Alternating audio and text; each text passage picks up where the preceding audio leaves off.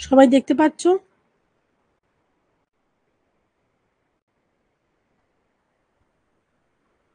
Class সবাই দেখতে পাচ্ছ তো?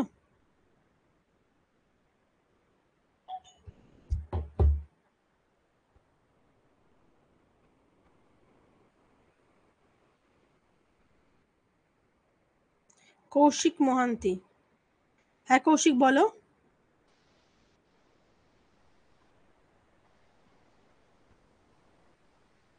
হ্যালো, মেসেজ করো তো। আচ্ছা আমি ক্লাস স্টার্ট করছি, তারপর তোমরা আমাকে কমেন্টে জানাও। ওকে, চলো।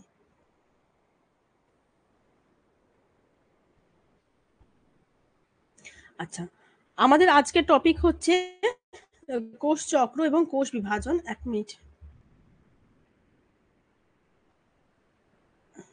এক সেকেন্ড। দেখো, তোমাদের এটা আমরা একটু সকালে শুরু করেছিলাম, একটু প্রবলেম হচ্ছিল বলে ক্লাসটা আবার আমি নিয়ে নিচ্ছি। আচ্ছা, হ্যালো, সব ঠিক আছে? ওকে, ঠিক, ঠিক আছে, ঠিক আছে, ওকে। আচ্ছা, আচ্ছা, আজকে কি বলবো দেখো, cell cycle and cell division. আচ্ছা, আমার একটু, আমাকে 2 মিনিট সময় দাও, আমার এখানে মোবাইলে আমি একটু অ্যাপটা এটা খুলে রাখছি।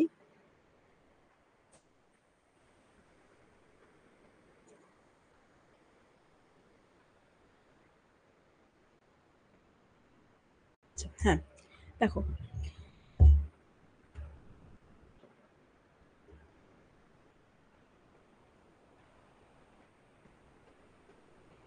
হ্যাঁ ম্যাম, হ্যাঁ ঠিক আছে, চলো। ওকে, আমরা আজকে পড়ছি কোষ চক্র এবং কোষ বিভাজন, ঠিক আছে? তো কোষ, আমি একটু বাদে বাদে তোমাদের মেসেজ চেক করবো, আমার ক্লাসের মাঝে মেসেজ চেক করলে না পড়ানো ঠিক ফ্লোটা থাকে না, সেই জন্য। ওকে, চল। আচ্ছা, আমরা কি জানি কোষ কাকে বলে? তোমরা আমরা আগে ক্লাসে দেখেছো যে কোষ কাকে বলছে। তো কোষ যখন বৃদ্ধি হচ্ছে কোনোভাবে, ধরো আজকে আমরা কি পড়েছিলাম, আমরা পড়েছিলাম হচ্ছে এককোষী প্রাণী পড়েছি, আমরা পড়েছি হচ্ছে বহুকোষী প্রাণী, তাই তো? এককোষী প্রাণী, বহুকোষী, তাহলে এককোষী প্রাণী আবার বহুকোষী প্রাণী এলো থেকে? নিশ্চয়ই একটা কোষ থেকে ও বিভিন্ন রকম কোষগুলো কি হচ্ছে, মাল্টিপ্লিকেশন হচ্ছে বা বাড়ছে। তাহলে কোষ কি করে বৃদ্ধি পেতে পারে? দুভাবে বৃদ্ধি পেতে পারে। একটা হচ্ছে যদি সংখ্যায় বৃদ্ধি পায়, রাইট? মানে আজকে একটা কোষ ছিল, সেখান থেকে দুটো কোষ হলো, সেখান থেকে চারটে কোষ হলো, বাড়ছে। আর একটা হতে পারে যে আকারে বৃদ্ধি পেতে পারে বা আয়তনে বৃদ্ধি পেতে পারে, দুটো ভাবে বৃদ্ধি পেতে পারে। তো যখন আমাদের কোষের সংখ্যাগুলো বৃদ্ধি পাচ্ছে, এভাবে তো কোষ মানে এভাবে জিনিসটা কি হয়, আলটিমেটলি কিন্তু আস্তে আস্তে কোষের যে বৃদ্ধি ঘটনাটা ঘটতে থাকে। এবার যখন ধরো কোনো কারণে, সরি, যখন ধরো কোনো কারণে এই যে কোষের বৃদ্ধি ঘটছে, আমাদের কি বলে, কোষ চক্র কাকে বলে? এখানে দুটো টপিক নাম তোমরা শুনবে, একটা শুনবে হচ্ছে কোষ চক্রের নাম শুনবে, আর একটা শুনবে হচ্ছে কোষ বিভাজন। কোষ চক্র এবং কোষ বিভাজন কোনটা কাকে বলছে? দেখো, কোষ চক্র হচ্ছে বা সেল সাইকেল হচ্ছে যে ধারাবাহিক ঘটনার মাধ্যমে একটা কোষ বিভাজিত হয়ে অপত্য কোষ তৈরি করে, তাকে আমরা কোষ চক্র বলি। মানে কি, যে একটা একটা সিরিজের মাধ্যমে যখন একটি কোষ হবে, বিভাজিত হয়ে কি তৈরি করছে, অপত্য কোষ তৈরি করছে। এবারে এমনি অপত্য কোষ মানে কি? মানে হচ্ছে, যখন তুমি সেল পড়েছিলে, কি পড়েছিলে, আমাদের কোষ যে থাকে, কোষে মানে সেল থিওরি 3টে তত্ত্ব পড়েছি।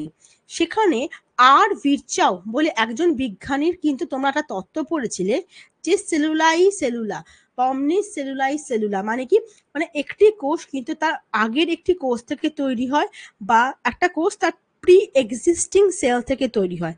অর্থ কি, মানে যদি একটা কোষ আজকে এখানে থাকে, যাকে আমি কি কি বলতে পারি, যাকে আমি মাদার সেল বলতে পারি, বা যাকে আমি মাতৃকোষ বলতে পারি, বা যাকে আমি প্যারেন্ট সেল বলতে পারি, যা ইচ্ছা বলতে পারি, সেই সেলটা বিভাজিত হয়ে কি তৈরি করে, দুখানা কোষ তৈরি করে।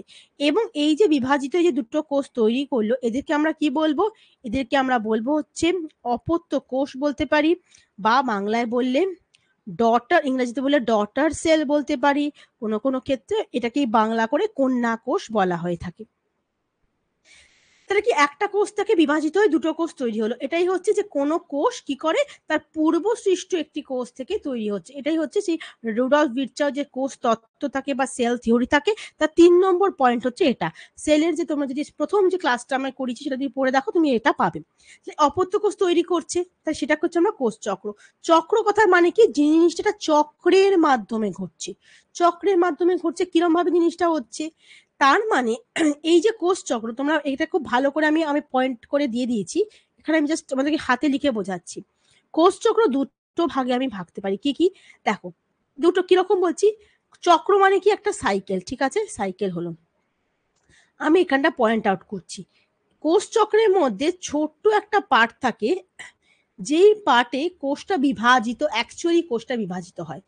এই পার্টে কি হয়ে যাচ্ছে, কোষটা বিভাজিত হচ্ছে, কোষটা অ্যাকচুয়ালি বিভাজিত হচ্ছে, যেটা এখানে দেখলাম একটা কোষ থেকে দুটো কোষ বিভাজিত হচ্ছে। তাহলে ম্যাম বাকিটা কি হচ্ছে, দেখো বাকিটা কিন্তু এই যে পুরো যে অঞ্চলটা, এই যে পুরো, এই যে বাকি পুরো যে দশাটা, পুরো অঞ্চলটা দেখছো তুমি, এই পুরো দশটা ধরে এই যে কোষটা বিভাজিত হবে তার জন্য যা যা জিনিস লাগবে তার প্রস্তুতি পর্ব চলে। আর একটু ভালো করে যদি আমরা বোঝাতে যাই জিনিসটা কি কি হবে, দেখো তারও এক সেকেন্ড, আমি এখানে এখানে একটা জায়গাতে আমি এই জিনিসটা লিখে ফেলেছি, সরি। হ্যাঁ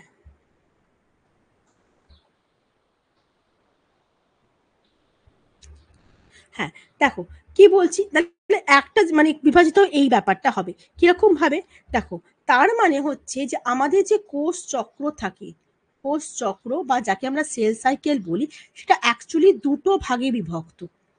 একটা ভাগকে আমরা কি বলি, একটা ভাগকে আমরা বলি মাইটোটিক চক্র, মাইটোটিক দশা বা মাইটোটিক ফেজ। আর একটাকে আমরা বলি হচ্ছে ইন্টারফেজ, ইন্টারফেজ। এই যে মাইটোটিক দশা, এই সময় কোষটা অ্যাকচুয়ালি বিভাজিত হয়, তাই এই মাইটোটিক দশাকে আমরা আর একটা দশা কি বলতে পারি, এটা হচ্ছে আমাদের কোষের বিভাজন দশা। আর এই যে ইন্টারফেস দেখলেন, নামটা বললাম, যেটা তোমার কি, যেটা এই হলুদ ইয়েলো পার্টটা, এইটা হচ্ছে আমাদের ইন্টারফেস। ইন্টারফেস যেখানে কি হচ্ছে, যেখানে কিন্তু কোষ যে বিভাজিত হচ্ছে বা কোষ বিভাজিত হবার প্রস্তুতি চলে। তাহলে ইন্টারফেসকে আমরা কি বলবো, এটা কিন্তু অবিভাজন দশা, এখানে কিন্তু কোষ অ্যাকচুয়ালি কোনো রকম ভাবে বিভাজিত হয় না। এই যে ইন্টারফেস তুমি পড়লে, তাহলে কি বিভাজন দশা হলো, একটা অবিভাজন দশা হলো, এই দুটো পার্ট নিয়ে আমাদের কি চলছে, তোমার কোষ বিভাজনের যে গল্পটা সেটা চলছে। ঠিক আছে, কোনো অসুবিধা নেই। এছাড়া আমাদের আর একটা আছে,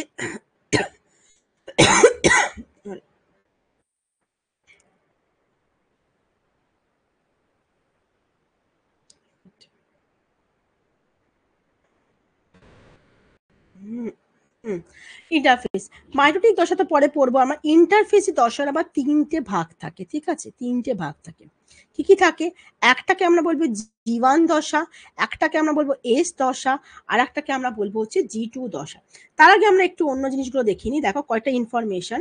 প্রিভস্ট এবং ডুমাস বা ডুমস, এভাবে দুজন বিজ্ঞানী নাম, তারা সর্বপ্রথম কি করেছিলেন, কোষ বিভাজনকে প্রত্যক্ষ করেছিলেন। এগুলো কি কাজে লাগবে, এগুলো হচ্ছে যখন আমাদের ওয়ান লাইনার দেয় বিভিন্ন পরীক্ষাতে, সেই জন্য তোমাদের দেওয়া, ও যেহেতু আমাদের বিস্তারিত একটা ক্লাস হচ্ছে সেই জন্য। নেক্সট হচ্ছে যে রবার্ট রিমার্ক বলে একজন বিজ্ঞানী ছিলেন, যিনি প্রথম অ্যামাইটোসিস কোষ বিভাজনের পদ্ধতি বলেছিলেন। এই যে তুমি একটু বাদে পড়বে দেখবে, এই যে বিভাজন দশা বললাম, মাইটোটিক দশা বললাম, বা এখানে কি হচ্ছে, কোষটা অ্যাকচুয়ালি বিভাজিত হচ্ছে, কোষটা বিভাজিত যে হচ্ছে, এই কোষ বিভাজন হবার অনেকগুলো পদ্ধতি রয়েছে। মুখ্যত তিনটে পদ্ধতি দেখতে পাওয়া যায়, আমরা একটু পরে পড়বো সেটা।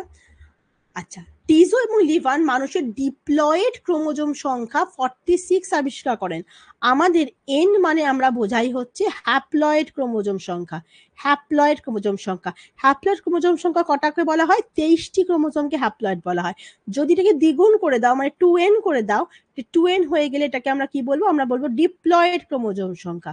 এবং ডিপ্লয়েড মানে কি, n যদি 23 হয় তাহলে 2n কত হয়ে যাবে, 2n হয়ে যাবে 23 × 2, মনে হচ্ছে 46। আমাদের মানুষের শরীরে টোটাল ক্রোমোজোম সংখ্যা কত তোমাকে যদি জিজ্ঞাসা করে, আমাদের কিন্তু মানুষের শরীরে কোষে ক্রোমোজোম হচ্ছে ডিপ্লয়েড, মানে আমাদের কত ক্রোমোজোম থাকে, আমাদের টোটাল ক্রোমোজোম থাকে 46টি ক্রোমোজোম থাকে, বা বলতে পারি আমরা 23 জোড়া ক্রোমোজোম থাকে। এই যে 23 জোড়া ক্রোমোজোম থাকে, এর মধ্যে আবার পরদিন আমরা পড়বো দুটো রকম ভাগ থাকে। কি কি থাকে? একটাকে আমরা বলি হচ্ছে সেক্স ক্রোমোজোম, একটাকে আমরা বলি হচ্ছে অটোজোম। সেক্স ক্রোমোজোম আর একটাকে বলি হচ্ছে আমরা অটোজোম। অটোজোম কোনগুলো? যেগুলো আমাদের দেহ গঠন করতে কাজে লাগে আমাদের শরীর। আর সেক্স ক্রোমোজোম কোনগুলো? যেগুলো বিভিন্ন রকমের লিঙ্গ নির্ধারণে সাহায্য করে। সেক্স ক্রোমোজোম দু রকম হয়, একটা হচ্ছে কি এক্স আর একটা হচ্ছে ওয়াই। যখন কেউ মহিলা হয় তখন তার দুটোই এক্স ক্রোমোজোম থাকে, যদি কেউ পুরুষ হয় তার একটা এক্স একটা ওয়াই থাকে। তাহলে এই সেক্স ক্রোমোজোম কটা থাকে? এটা থাকে হচ্ছে আমাদের এক জোড়া, এক জোড়া বা দুটি। আর অটোজোম কটা থাকে? অটোজোম থাকে হচ্ছে 22 জোড়া বা বলতে পারো 44টি অর 44টি। তুমি যোগ করো 44 প্লাস 2 46টি, অথবা 22 প্লাস 1 জোড়া 23 জোড়া। এই হচ্ছে আমাদের যে ক্রোমোজোমের সংখ্যা। তো এই যে ব্যাপারটা, ক্রোমোজোমের জিনিসটা কি আবিষ্কার করেন? টিজো এবং লিভার। রুডলফ ভার্চাও বা আর ভার্চাও প্রথম কোষ থেকে কোষ সৃষ্টি মতবাদ প্রকাশ করেন, মানে হচ্ছে যে একটা কোষ তার প্রি এক্সিস্টিং সেল থেকে তৈরি হচ্ছে। নেক্সট হচ্ছে স্লেইচার ক্যারিওকাইনেসিস শব্দটি প্রথম ব্যবহার করেন। দেখো এটা একটু বলার জিনিস আছে। কি আছে? যখন আমরা মায়োটিক কোষ বিভাজন পড়বো, কোষ বিভাজিত হচ্ছে, এই মায়োটিক দশা আবার দুটো ভাগে বিভক্ত হয়। কি কি? মায়োটিক মানে কি বিভাজিত হচ্ছে? কোষ বিভাজিত হচ্ছে। তাহলে একটা কোষের মধ্যে কি কি থাকে? একটা কোষের মধ্যে নিউক্লিয়াস থাকে, একটা কোষের মধ্যে কি থাকে? সাইটোপ্লাজম থাকে। তাহলে যখন কোষকে বিভাজিত হতে হবে তখন প্রথমে নিউক্লিয়াসকে বিভাজিত হতে হবে, এবং তারপরে কাকে বিভাজিত হবে? সাইটোপ্লাজম বিভাজিত হতে হবে। তাহলে একটা কোষ বিভাজনের মধ্যে আমরা কি পড়বো? আমরা পড়বো হচ্ছে প্রথম বিভাজিত হয় যে, সে হচ্ছে নিউক্লিয়াস। তাহলে আমি কি লিখলাম এখানে? প্রথমে নিউক্লিয়াসের বিভাজন ঘটে, নিউক্লিয়াসে বিভাজন ঘটে, এবং তারপরে কার বিভাজন ঘটে? সাইটোপ্লাজমের বিভাজন ঘটে। তবে তো একটা কোষ সম্পূর্ণভাবে বিভাজিত হবে। সাইটোপ্লাজমের বিভাজন ঘটছে। তাই নিউক্লিয়াসের বিভাজনকে আমরা কি বলি? আমি আগের ক্লাসে বলেছি যে ক্যারি অন, এই কথাটার অর্থ কি? এই কথাটার অর্থ হচ্ছে নিউক্লিয়াস। তাহলে নিউক্লিয়াসের বিভাজনকে আমরা কি বলবো? আমরা বলবো হচ্ছে ক্যারিওকাইনেসিস। ক্যারিওকাইনেসিস। আগের দিনের ক্লাসে সিন ক্যারিয়ন, তারপর ম্যাক্রোনিউক্লিয়াস, এগুলো তোমাদেরকে আমি পড়িয়েছিলাম। হেটেরো ক্যারিয়ন, আই থিঙ্ক তোমাদের মনে থাকার কথা, এগুলো কিন্তু তোমাদেরকে আমি বলেছিলাম। দেখো ঠিক আছে।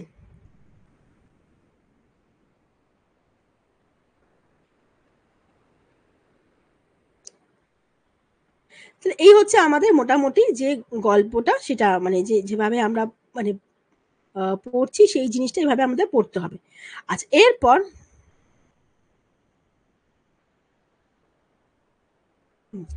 ক্যারিওকাইনেসিস। সাইটোপ্লাজম বিভাজনকে আমরা কি বলবো? সাইটোপ্লাজম যেহেতু বিভাজিত হচ্ছে, তাহলে আমরা কি বলবো? সাইটোকাইনেসিস। ঠিক আছে, কি বলবো?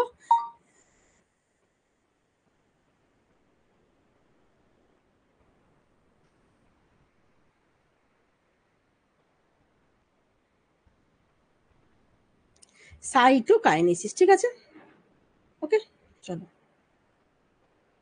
আচ্ছা, এত অব্দি কারো কোনো কোয়েশ্চেন আছে? বলো। এত অব্দি কারো কোনো কোয়েশ্চেন থাকে বলো। নিউক্লিয়াসের বিভাজনকে আমরা বলছি ক্যারিওকাইনেসিস, আর তোমার সাইটোপ্লাজম বিভাজনকে আমরা কি বলছি? সাইটোকাইনেসিস। এত অব্দি কারো কোনো কোয়েশ্চেন থাকলে চটপট বলো।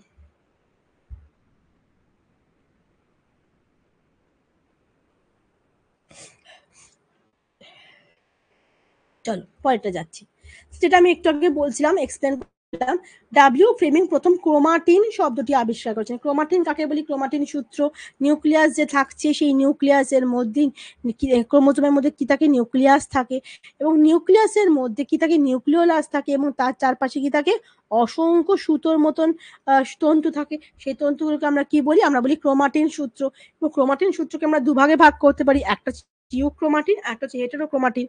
নেক্সট হচ্ছে ওয়াল্টার ফ্লেমিং প্রাণীকোষের মাইটোসিস কোষ বিভাজন সর্বপ্রথম পর্যবেক্ষণ করেন, এবং ওয়াল্টার ফ্লেমিং 1880 সালে স্যালামান্ডারের দেহে প্রথম কোষ বিভাজন জিনিসটি পর্যবেক্ষণ করেন। ওয়াল্ডেয়ার প্রথম ক্রোমোজোম আবিষ্কার করছেন, জোহানসন প্রথম জিন শব্দটি নামকরণ করছেন এবং হাওয়ার্ড এবং পেল্ক প্রথম কোষ চক্র কথাটা প্রস্তাব করেন। এবার দেখো, এবার হচ্ছে এই জিনিস কোষ চক্র কাকে আমরা বলি তার একটা ছোট একটা ভাগ। কোষ চক্র বলতে আমরা কি বুঝি? কোষ চক্র বলতে একটি কোষে সংঘটিত যে ঘটনাগুলি সিরিজ, আমি বললাম না সিরিজ কথা, যে সিরিজ কথাটা বলছে, বা আমি যেটা একটু আগে বললাম তোমাদের কি, যে সিরিজ বলতে কি একটা ধারাবাহিক যে ব্যাপার ঘটছে, বা আমি এটাকে বলতে পারি কোনো একটা ধারাবাহিক ঘটনাটা কন্টিনিউয়াস কিন্তু ঘটে চলেছে, যার ফলে ডিএনএ এর অনুলিপি ঘটে। ডিএনএ অনুলিপি মানে কি? রেপ্লিকেশন অফ ডিএনএ,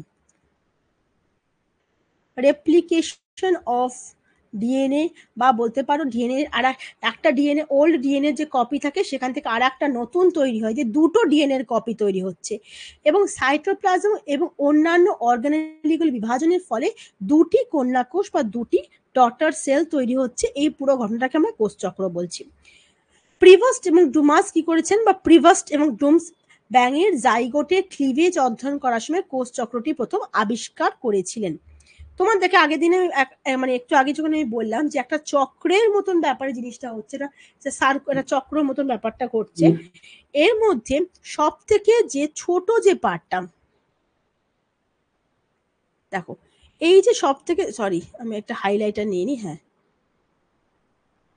দেখো এই যে সব থেকে ছোট পার্টটা, এই যে এইটুকু পার্টটা, এটা হচ্ছে কি, এটাকে লেখা আছে এম ফেজ।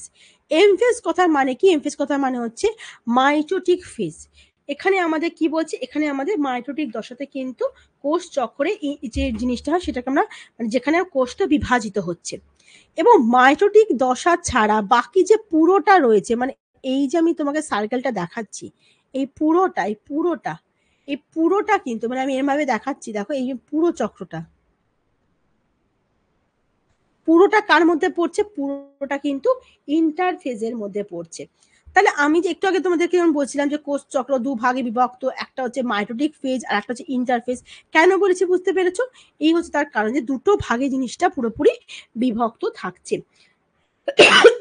চলো, কোষ চক্রতে দুটো ভাগ, একটা হচ্ছে ইন্টারফেজ দশা, যেখানে কোষটা বিভাজিত হচ্ছে না, যেটাকে আমরা কি বলছি? আমরা বলছি হচ্ছে প্রস্তুতি দশা, বা বলতে পারি আমরা ইন্টারফেজ, বা আর একটা হচ্ছে তোমার মাইটোটিক ফেজ, এটা বা অবিভাজন দশা। আর মাইটোটিক ফেজ মানে হচ্ছে বিভাজন দশা। এই যে মাইটোটিক ফেজ রয়েছে, তাহলে ইন্টারফেজের মধ্যে কি কি ভাগ রয়েছে? ইন্টারফেজকে বা এই যে প্রস্তুতি দশাকে আমরা তিনটে ভাগে বিভক্ত করতে পারি। একটা হচ্ছে জীবান দশা, আর একটা নাম হচ্ছে গ্যাপ ওয়ান দশা, বা আমরা আলাদা করে বলতে পারি গ্রোথ ওয়ান দশা, বা বাংলায় বলতে পারি আমরা প্রথম বৃদ্ধি দশা। ঠিক আছে, এরপরে আসে হচ্ছে জীবন দশার পর এস দশা। এস কথাটা করতে গিয়ে আছে সিনথেসিস ফেজ থেকে, তাহলে সিনথেসিস দশা, বা এটাকে আমরা আর একটা বলতে পারি সংশ্লেষণ দশা। কি সংশ্লেষণ হয় আমরা পরে আসছি। নেক্সট আসছে G2 দশা, যাকে আমরা কি বলতে পারি? আমরা বলতে পারি গ্যাপ 2 দশা, বা আমরা বলতে পারি হচ্ছে গ্রোথ 2 দশা। এই তিনটে ভাগে আমরা জিনিসটাকে কি করছি, ভাগ করতে পারছি। আমরা এক একটা দশা নিয়ে আলোচনা করব, কোনো চিন্তার বিষয় নেই। মাইটোটিক ফেজ মানে যেখানে কোষটা বিভাজিত হচ্ছে, অর্থাৎ যেখানে অপত্য কোষ তৈরি হচ্ছে, সেটাকে আমরা দু ভাগে ভাগ করতে পারি। এই যে একটা,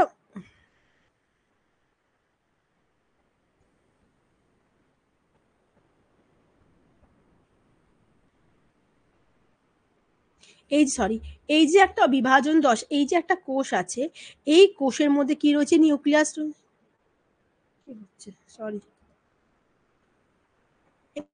রয়েছে।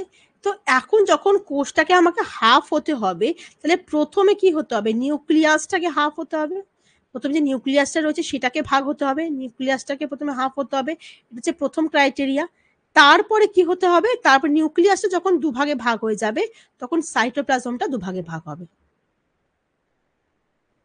দুদিকে দুটো নিউক্লিয়াস ভাগ হয়ে গেছে, তখন মাঝখানে যে সাইটোপ্লাজমটা থাকে সেটা ভাগ হতে শুরু করবে। তাহলে প্রথম হচ্ছে ক্যারিওকাইনেসিস, তার মানে কি নিউক্লিয়াস বিভাজিত হচ্ছে, এবং তারপর হচ্ছে সাইটোকাইনেসিস, যখন সাইটোপ্লাজমটা বিভাজিত হচ্ছে। তোমাদেরকে যদি প্রশ্ন করে যে ক্যারিওকাইনেসিস ছাড়া কি সাইটোকাইনেসিস সম্ভব, তোমাদের উত্তর কি হবে? যে ক্যারিওকাইনেসিস ছাড়া কি সাইটোকাইনেসিস সম্ভব? তোমাদের উত্তর হবে না, হয় না। কারণ সাইটোকাইনেসিস ততক্ষণ হবে না যতক্ষণ না পর্যন্ত নিউক্লিয়াসটা ভাগ হয়ে গিয়ে দুদিকে চলে যাচ্ছে। দুদিকে যখন চলে যাবে তখনই সাইটোপ্লাজমটা ভাগ হতে শুরু করবে। এটা হচ্ছে আমাদের ক্যারিওকাইনেসিস এবং সাইটোকাইনেসিস সম্পর্কে ছোট্ট করে ধারণা।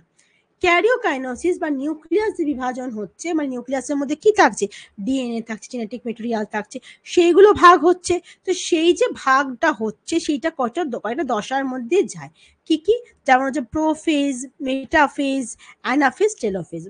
মোট টোটাল 4টে দশা হয় মানে এক্ষেত্রে, কিন্তু এখানে প্রো মেটাফেজটা দেওয়া হয়েছে সুবিধার জন্য। এটাকে আরো যদি তুমি ক্লারিফাই করো, ইন জেনারেল তুমি 4টে দশা আছে, প্রোফেজ, 2 নম্বর হচ্ছে মেটাফেজ, 3 নম্বর হচ্ছে অ্যানাফেজ এবং 4 নম্বর হচ্ছে আমাদের টেলোফেজ।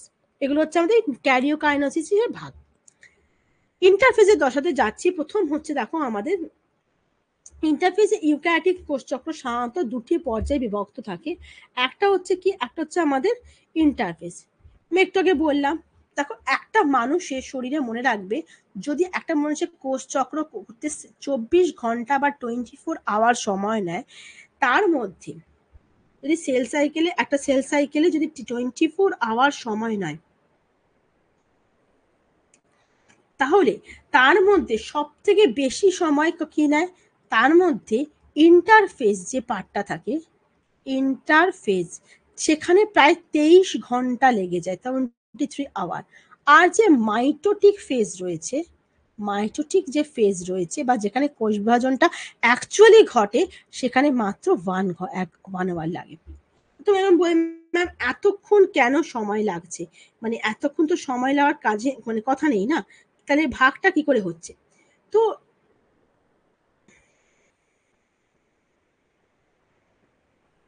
তো ব্যাপারটা হচ্ছে যখন আমাদের, এটা আমি তোমাদেরকে বলি, যে যখন কোনো একটা পরীক্ষা দিতে যাচ্ছ, তুমি কোনো একটা পরীক্ষা দিচ্ছ, সেই পরীক্ষাটা কতক্ষণ ধরে হয়?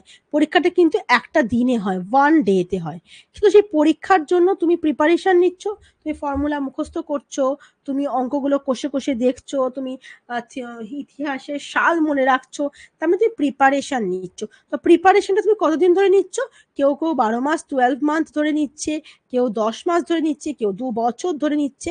তো ব্যাপারটা ডিপেন্ড করে যে যার উপর অনেক মোট বাংলা কথায় অনেক হচ্ছে এটা, বাংলা কথা অনেক দিন ধরে ও তার কিন্তু সময় লাগছে। কিন্তু যত সময়ই লাগুক না কেন সেই প্রিপারেশনের জন্য, সেই পরীক্ষার প্রিপারেশনের অন্তিম ফলাফলটা কি হয়ে যাচ্ছে, তুমি পরীক্ষা দিচ্ছ। ঠিক সেরকম ভাবে আমাদের যে এই মাইটোটিক ফেজ বা যেদিন যখন কোষটা অ্যাকচুয়ালি বিভাজিত হয়, সেই সময়টা খুব অল্প সময় লাগে, 1 ঘন্টা লাগে মাত্র। কিন্তু এই ইন্টারফেস মানে কোষ বিভাজনের জন্য অনেক কিছু জিনিস লাগে, যেমন প্রোটিন লাগে, যেমন ডিএনএ লাগে, যেমন হচ্ছে তোমার আরএনএ লাগে, সেইগুলো সংশ্লেষ করা, সেগুলো তৈরি করা, এগুলো করতে কিন্তু সময় লাগে হচ্ছে প্রায় 23 ঘন্টা।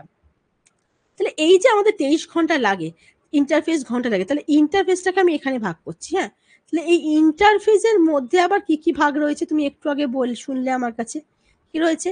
প্রথমটা রয়েছে গ্যাপ 1, তারপরে রয়েছে এস দশা, এবং তারপরে রয়েছে কি গ্যাপ 2। জীবন দশা করতে তোমার সময় লাগে সব থেকে বেশি, প্রায় 11 আওয়ার্স। তোমাকে যদি প্রশ্ন করে যে কোষ বিভাজনের সব থেকে বড় দশা কি, তুমি বলবে ইন্টারফেজ, কারণ ইন্টারফেজে তো সব থেকে বেশি সময় লাগছে। কিন্তু প্রশ্ন করে যে ইন্টারফেজের মধ্যে সব থেকে টাইম টেকিং ফেজ বা সব থেকে বৃহৎ দশা কোনটা, সেটা কিন্তু আমাদের G1 দশা, যেখানে প্রায় 11 ঘন্টা সময় লাগে। এই দশাতে সময় লাগে প্রায় 8 ঘন্টা, এবং G2 দশায় মোটামুটি সময় লাগে হচ্ছে 4 ঘন্টা। আমি এটা অ্যাপ্রক্স বললাম, ইট ইজ নট ওই, কিন্তু অ্যাপ্রক্সিমেটলি এরকম সময় লাগছে সবকটাতে।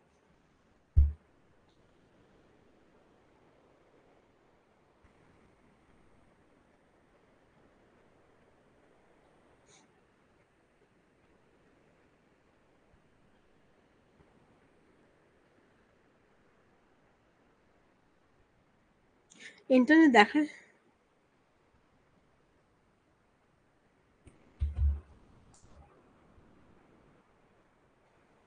মোটামুটি এরকম সময় এটা লাগছে।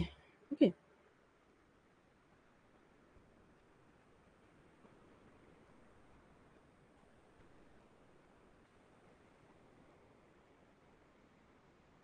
আচ্ছা, তাহলে ইন্টারফেস কি? কোষচক্রের বিশ্রাম পর্ব হিসেবে ইন্টারফেস হলো সেই দশা যখন কোষের বৃদ্ধি এবং ডিএনএ প্রতিলিপি উভয়ের মধ্যে বিভাজনের জন্য প্রস্তুতি হতে থাকে।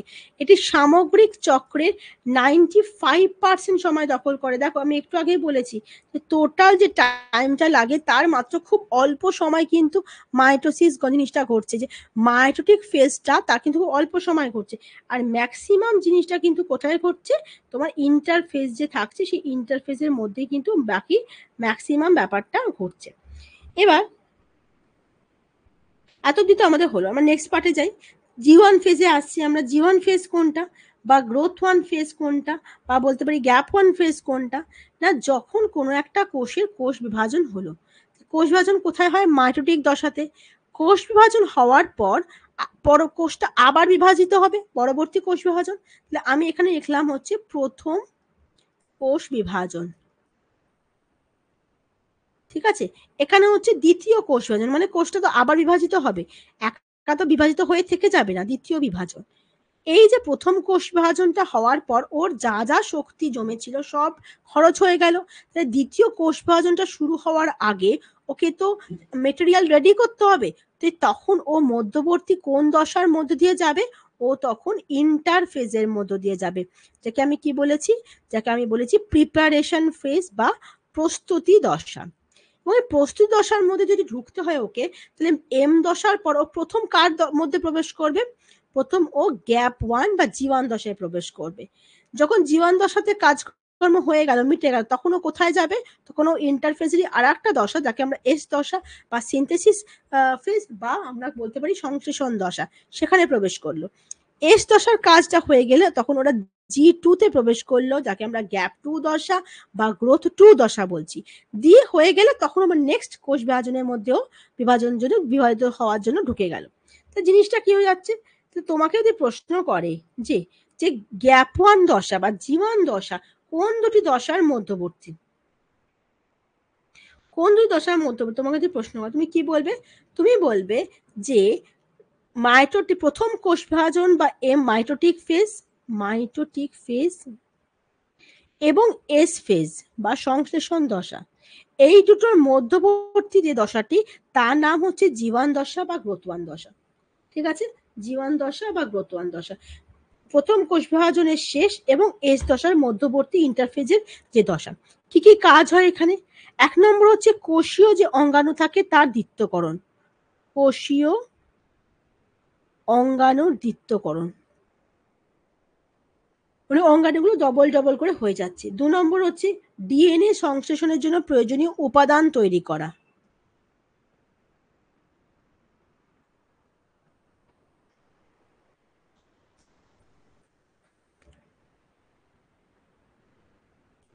প্রয়োজনীয় উপাদান তৈরি করা। কিরকম এক্সাম্পল হচ্ছে, ধরো নাও বিভিন্ন রকমের এনজাইম বলতে পারো, বিভিন্ন রকমের প্রোটিন বলতে পারো, ইত্যাদি। ওকে, এরপর আসছি আমরা জি2 এস দশা। এস দশা বা সংশ্লেষণ দশাতে কি হচ্ছে? এই পর্যায়ে ডিএনএ সংশ্লেষিত হচ্ছে। চলো এটা একটু দেখে নেওয়া যাক কি হচ্ছে জিনিসটাতে। দেখো, আমাদের যে এস দশা থাকে তাকে সেখানে বা সংশ্লেষণ দশা যেটাই বলো না কেন, তাতে কিছু কাজ থাকে। আমি প্রথমে এখানে এস দশা লিখলাম। এস দশা আর একটা নাম কি? সিনথেসিস দশা,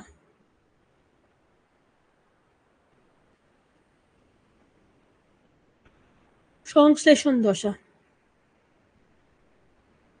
কি কি মেন কাজ? এর মেন কাজ হচ্ছে এটিপি তৈরি করা, প্রধান মানে যে কোনো মেন কাজ এটিপি উৎপাদন। 2 নম্বর কি মেন দশা কাজের মধ্যে? রাইবোজোম তৈরি করা।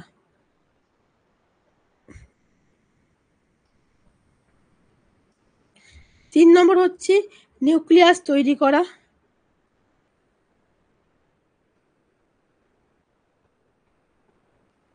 4 নম্বর হচ্ছে ডিএনএ রেপ্লিকেশন।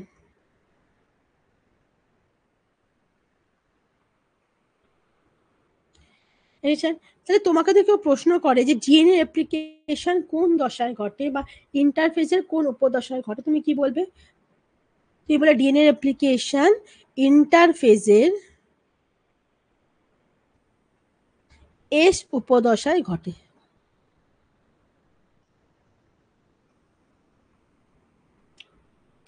তোমাকে যদি জিজ্ঞাসা করে যে দুটোর মধ্যে দীর্ঘতম দশা কি, অবশ্যই কি ইন্টারফেজ হচ্ছে সব থেকে দীর্ঘতম দশা।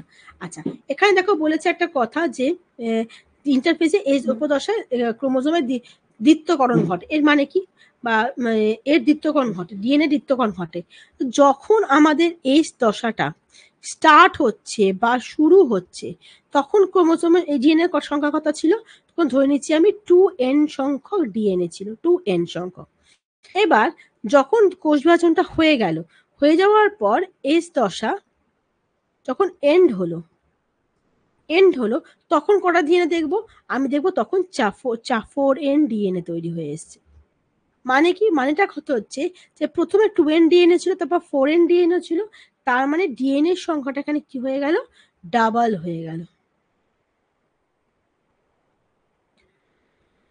কিন্তু তোমাকে যদি জিজ্ঞাসা করে যে ক্রোমোজোমের কি চেঞ্জ হয়, ক্রোমোজোমের কিন্তু কোনো পরিবর্তন হয় না। মানে কি, এস দশা যখন শুরু হচ্ছে তখন ধরে নাও 2n সংখ্যক ক্রোমোজোম ছিল। এবার যখন এস দশা শেষ হচ্ছে তখনও কিন্তু 2n সংখ্যক ক্রোমোজোমই আছে, এখানে কিন্তু কোন রকম চেঞ্জ হলো না। এটা হচ্ছে তাহলে ডিএনএ চেঞ্জ হচ্ছে, ডিএনএ দ্বিত্বকরণ ঘটছে, কিন্তু ক্রোমোজোমে ঘটছে। দেখো এই জিনিসটা এখানে লেখা রয়েছে। এই পর্যায়ে ডিএনএ প্রতিলিপি সঞ্চালিত হয়। প্রতিলিপি মানে কি, ডিএনএ রেপ্লিকেশন।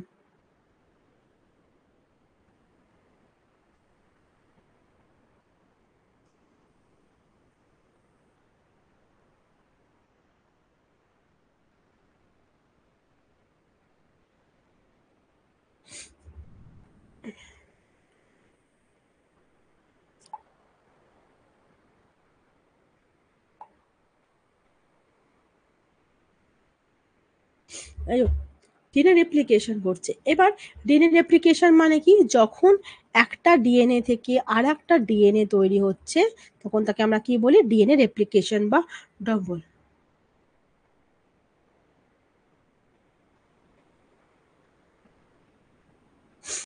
ঠিক আছে, তোমার সবকিছু কি হচ্ছে, ডবল ডবল ডবল ডবল করে হয়ে যাচ্ছে। রেপ্লিকা মানে কি, রেপ্লিকেশন মানে রেপ্লিকা মানে ডবল জিনিস তৈরি হওয়া। ঠিক এভাবে ট্রান্সক্রিপশন, ট্রান্সলেশন আমরা এগুলো পড়বো পরে। ট্রান্সলেশন কাকে বলে, ট্রান্সক্রিপশন কাকে বলে, এগুলো আমরা পরে পড়বো। ঠিক আছে।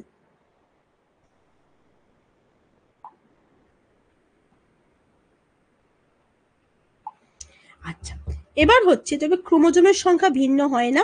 যেমন জি1 এ পড়বে ক্রোমোজোমের সংখ্যা যদি 2n হয়, এস পড়বে ক্রোমোজোমের সংখ্যা 2nই থাকবে, কারণ বললাম আমি যে ক্রোমোজোমে কোনো পরিবর্তন হচ্ছে না। চলো নেক্সটে যাচ্ছি। এস দশা হলো, এবার আমি যাচ্ছি জি2 দশা বা গ্যাপ 2 দশা। জি2 দশা বা গ্যাপ 2 দশা। গ্যাপ 2 দশা কোনটা, গ্যাপ 2 দশা হচ্ছে যে যখন এস দশার মতো, তাহলে আমি তোমাকে যদি বলে গ্যাপ 2 দশা কখন হচ্ছে, দেখো প্রথম হচ্ছে মাইটোটিক ফেজ। মাইটোটিক ফেজের পর কোষ, মানে কোনো কোষ কোথায় প্রবেশ করবে, ও ইন্টারফেজে প্রবেশ করবে, রাইট।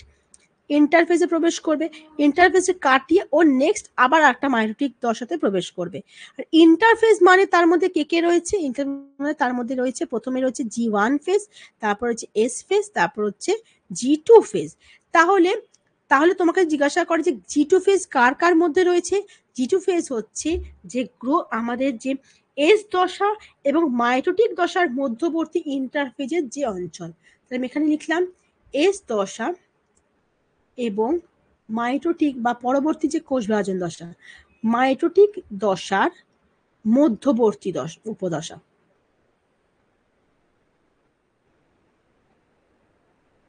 মধ্যবর্তী উপদশা, ঠিক আছে। তাহলে এই হচ্ছে আমাদের জি2 দশা, এই হচ্ছে জি2, দেখতে পাচ্ছ জি2 দশা। তাহলে জি2 দশা একটু আগে যেটা তোমাদেরকে বললাম, জি2 দশা হচ্ছে, এটা হচ্ছে এস ফেজ, এটা হচ্ছে এম ফেজ, তার মাঝখানে কে থাকছে, জি2 ফেজ। সেম ভাবে আমি এস দশা তোমাকে যদি জিজ্ঞাসা করি, এস দশা কার মধ্যে থাকছে, এস দশা হচ্ছে প্রথমে মাইটোটিক ফেজ থাকছে, তারপরে সেম ভাবে কোথায় প্রবেশ করছে, জি1 দশায় প্রবেশ করছে, তারপরে প্রবেশ করছে যে এস উপদশায় প্রবেশ করছে, তারপরে জি2 দশায় উপদশায় প্রবেশ করছে, তারপর নেক্সট আবার সেকেন্ড মাইটোটিক দশাতে প্রবেশ করছে। তাহলে এখানে এস দশা কোথায় থাকছে, এস দশা থাকছে হচ্ছে জি1 এবং G2 এই দুটো উপদশার মধ্যবর্তী।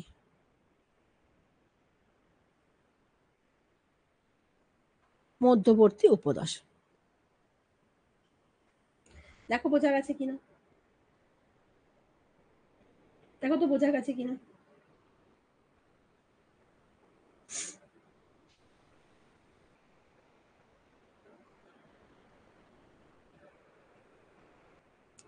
ওকে,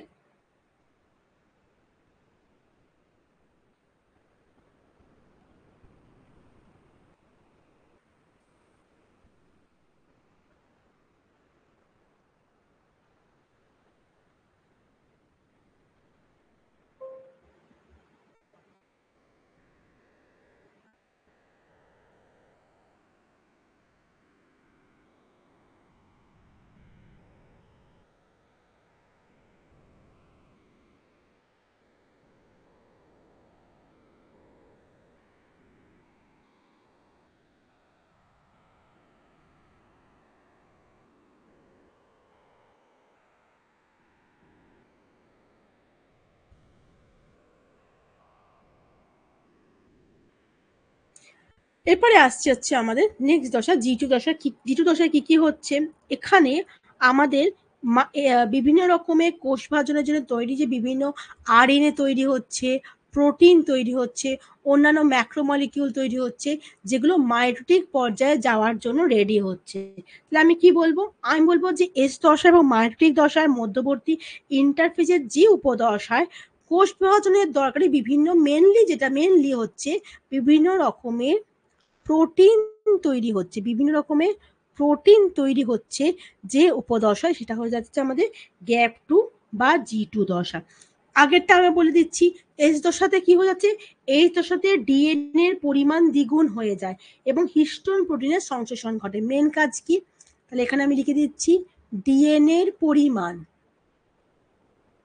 দ্বিগুণ হয়ে যায়, দ্বিত্বকরণ ঘটে, দ্বিত্বকরণ ঘটে, দ্বিত্বকরণ বলতে পারো বা বলতে পারো দ্বিগুণ হয়ে যায়,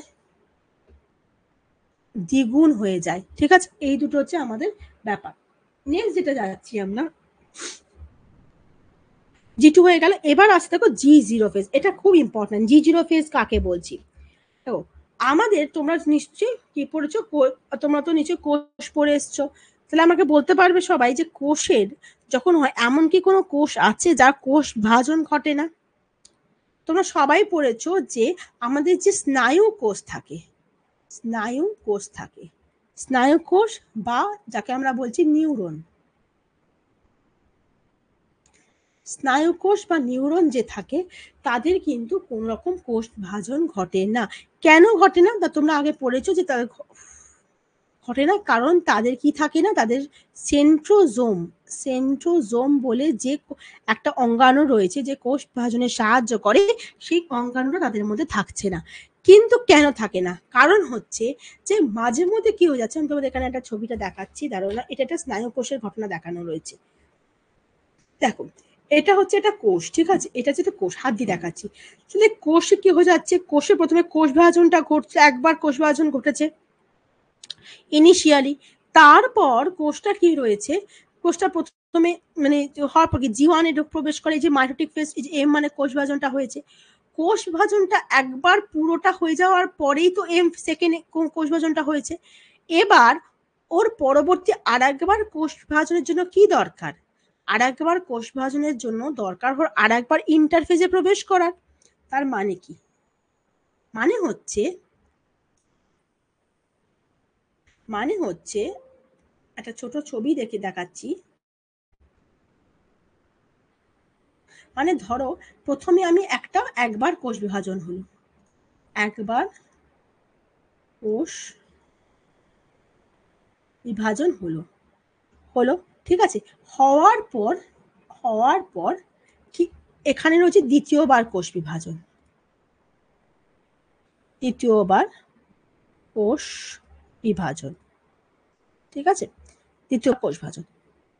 তাহলে দ্বিতীয়বার কোষ বিভাজন মানে তুমি এটাকে মেলাতে পারো, ধরে নাও এখানে আমি কথার কথা বলছি, তোমার হয়তো এসএসসি সিজিএল পরীক্ষা ছিল, ছিল, তারপর তোমার এখানে ধরো আরআরবি, আরআরবি গ্রুপ ডি আছে, আছে। তাহলে আরআরবি সিজিএল এর পরীক্ষার জন্য তুমি একবার পুরো কিন্তু প্রস্তুতি করেছো, তুমি একবার পুরো প্রস্তুতি করেছো, প্রস্তুতি করে তুমি এসএসসি সিজিএল পরীক্ষাটা দিয়েছো, রাইট? এই প্রস্তুতি করেছো মানে এটা কি দশা? এটা হচ্ছে ইন্টারফেস দশা। ইন্টারফেস, তার মানে একবার তুমি জি1 এস জি2 দশার মধ্যে দিয়ে গেছো, দিয়ে তুমি এম দশায় প্রবেশ করেছো। আমি M1 বললাম, এটা ধরে নিচ্ছি প্রথম কোষ বিভাজন বা M1 বললাম, যেটা তোমার এসএসসি সিজিএল মানে একটা পরীক্ষাকে আমি দিলাম। তো পরীক্ষাটা দিলাম, এসএসসি সিজিএল দিলাম, আমার বা কোষ বিভাজনটা হলো, হওয়ার পর আমার কিছু জনের লক্ষ্য ধরে নাও সেকেন্ড আরআরবি গ্রুপ ডি পরীক্ষাটা দেওয়ার কথার কথা ধরো, তখন সে কি করবে? সে পরীক্ষা এসএসসি সিজিএলটা দিয়ে দেওয়ার পর সে আবার কি শুরু করবে? প্রস্তুতি শুরু করবে, রাইট? সে আবার প্রস্তুতি শুরু করবে। এবার কিসের জন্য প্রস্তুতি শুরু করবে? সে এবার দ্বিতীয়বার কোষ বিভাজনের জন্য শুরু করবে বা আরআরবি গ্রুপ ডি পরীক্ষা দেওয়ার জন্য শুরু করবে। তাহলে তখন সে আবার কিসে প্রবেশ করবে? আবার সে কি করবে? ইন্টারফেসে প্রবেশ করবে, রাইট? যেটা প্রস্তুতি দশা। তাহলে আবার সে কি করবে? এম দশা থেকে সে আবার কিন্তু প্রথমে জি1 এ প্রবেশ করবে, তারপর এস এ প্রবেশ করবে, আবার জি2 তে প্রবেশ করবে, হয়ে যাওয়ার পর ও সেকেন্ড বার পরীক্ষাটা দেবে বা সেকেন্ড বার কোষ বিভাজনটা করবে। কিন্তু ধরো এমন কোনো ব্যক্তি রয়েছে যারা ঠিক করেছে ভাই আমি আর এই গ্রুপ ডি পরীক্ষা দেব না, আমি এসএসসি সিজিএলই দেব, দিয়ে আমি আর কোনো পরীক্ষা দেব না। যদি সে ভাবে যে আমি আর কোনো পরীক্ষা দেব না, আমি কোনো পরীক্ষা দেব না, তাহলে তার কাছে এই পরীক্ষাটা আমি আর দেব না, সে ভেবে নিল দেব না, তাহলে তার কাছে তো যদি সে দ্বিতীয়বার কোষ বিভাজনটা না করতে চায়, না পরীক্ষাটাই না দেয়, তাহলে তার কি প্রস্তুতি নেওয়ার কোনো দরকার আছে? দরকার নেই। তাহলে কি হয়ে যাচ্ছে জিনিসটা? আমি কি বলতে চাইছি যে একবার কোষ বিভাজনের পরে সে যদি আর দ্বিতীয়বার কোষ বিভাজনটা না করে, তাহলে তার দ্বিতীয়বার ইন্টারফেসেও ঢোকার দরকার নেই, প্রস্তুতি নেওয়ার দরকার নেই। তখন সে কি করবে? তখন সে সোজাসুজি একবার গ্যাপ ওয়ানে ভুল করে প্রবেশ করে যায়, তারপরে সে চলে যায় হচ্ছে একটা বিশ্রাম দশায়, G0 দশায়। সে চলে যায় বিশ্রাম দশায়, বলে ভাই আমি অনেক পরীক্ষা দিয়েছি, আর আমি পরীক্ষা দেব না, এবার আমি রেস্ট নেব। দ্যাট ইজ হচ্ছে আমাদের G0 ফেজ। G0 ফেজ কোনটা? কোষচক্রের যে নিষ্ক্রিয় দশা, এই G0 ফেজ যেটা আমি তোমাদেরকে এক্ষুনি বললাম, এটা হচ্ছে আমাদের কোষের কি? নিষ্ক্রিয় দশা। কোষের নিষ্ক্রিয় দশা, নিষ্ক্রিয় দশা বা বলতে পারি আমরা একে মানে সাইলেন্ট ফেজও বলা হয়। হ্যাঁ, সাইলেন্ট ফেজ, যেখানে আর ও কি করছে? ওর কিন্তু কোনো অগ্রগতি হয় না, অগ্রগতি বন্ধ হয়ে যায়। তাহলে মোটামুটি কোন সময়টা প্রবেশ করে? এই G0 দশাতে কোনো কোষ এই G1 এর মধ্যবর্তী কোনো সময় কিন্তু G0 এর মধ্যে প্রবেশ করে। তাহলে একবার ছবিটা দেখে না তো, হচ্ছে এই যে ছবিটা আমি তোমাদের বলেছিলাম, একে আমরা সুপ্ত দশাও বলে থাকি আর কি। এই যে বললাম G1 ফেজের মধ্যবর্তী কোনো সময় G0 ফেজে প্রবেশ করে গেল। G0 ফেজ প্রবেশ করা মানে exit from the cell cycle, মানে কোষ বিভাজন, কোষ চক্র থেকে ও এক্সিট করে গেল, বেরিয়ে গেল, ওরা দরকার নেই। কারা কারা এরকম কোষ করে? খুব ভালো এক্সাম্পল হচ্ছে আমাদের যে স্নায়ু কোষ, যে আর কোষ বিভাজন আর ওর হয় না, একবার কোষ বিভাজিত হয়ে যাওয়ার পর আর সেকেন্ড টাইম হয় না, সে হচ্ছে আমাদের মানে তার সেই কোষটা G0 ফেজে প্রবেশ করলো। এটাকে আমরা সুপ্ত দশাও বলে থাকি। নিষ্ক্রিয় দশা, সুপ্ত দশা, বিশ্রাম দশা, যা ইচ্ছা বলতে পারো, এইটা বলতে পারো। এবার এই ব্যাপারটা, এই যে G0টা টেম্পোরারি বিশ্রাম হতে পারে বা পার্মানেন্ট হতে পারে। কোনো কোনো কোষ কিছুক্ষণের জন্য বিশ্রামে যায়, কেউ কেউ কিছুক্ষণের অনেকক্ষণের জন্যই যায়, এটা ডিপেন্ড করে কার উপর কি কোনটা যাবে। এরপরে আমরা আসছি হচ্ছে cell cycle checkpoint. Cell cycle checkpoint কাকে বলছি? যখন তুমি একটা স্টেট আর একটা স্টেটে যাচ্ছ, একটা রাজ্য থেকে গেলে সেকেন্ড রাজ্যে গেলে, তারপর আর একটা রাজ্যে গেলে, দেখবে সব জায়গাতে পুলিশ চৌকি বসানো থাকে। কেন বসানো থাকে? কারণ যে তুমি একটা কোনো ট্রাক যাচ্ছে, সেই ট্রাকটা যে জিনিসগুলো নিয়ে যাচ্ছে সে সবকিছু ঠিকঠাক নিয়ে যাচ্ছে কিনা কে চেক করে? পুলিশ চেক করে। তো তারপর সে অনুমতি দেয় যে নেক্সট রাজ্যে প্রবেশ করার জন্য। আবার তুমি যখন সেকেন্ড রাজ্য, ওই রাজ্য থেকে আর একটা রাজ্যে যাচ্ছ, তার মাঝখানে আর একটা চেক পয়েন্ট থাকে, সেখানে চেক করে যে সেই জিনিসপত্র আছে না। মোট কথা আমার বলা অর্থ হচ্ছে প্রতিটা রাজ্যে ঢোকার আগে, কিছু কিছু জায়গায় ঢোকার আগে যেখানে তোমার বিপদ সংকুল আছে বা কিছু, সেখানে চেকিং হয়, তাই তো? ঠিক সেভাবে যখন আমাদের কোষ কি হয়ে যাচ্ছে, কোষ বিভাজন খুব ইম্পর্টেন্ট একটা ঘটনা, কারণ এর মাধ্যমে আমাদের কি হচ্ছে জেনেটিক যে বিভিন্ন রকম মানে জেনেটিক চেঞ্জ গুলো হচ্ছে, মাতৃকোষ থেকে অপত্য কোষ তৈরি হচ্ছে।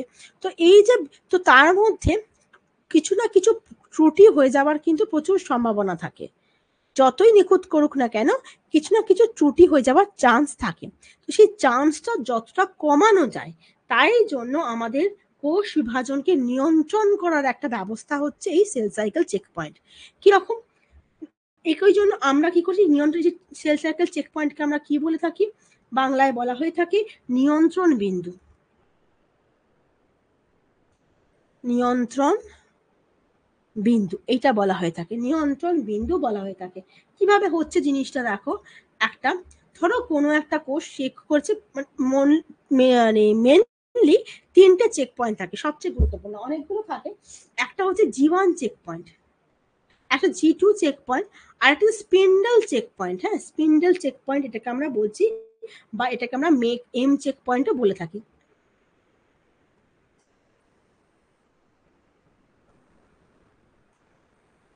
এম চেক পয়েন্টও বলা হয়ে থাকে।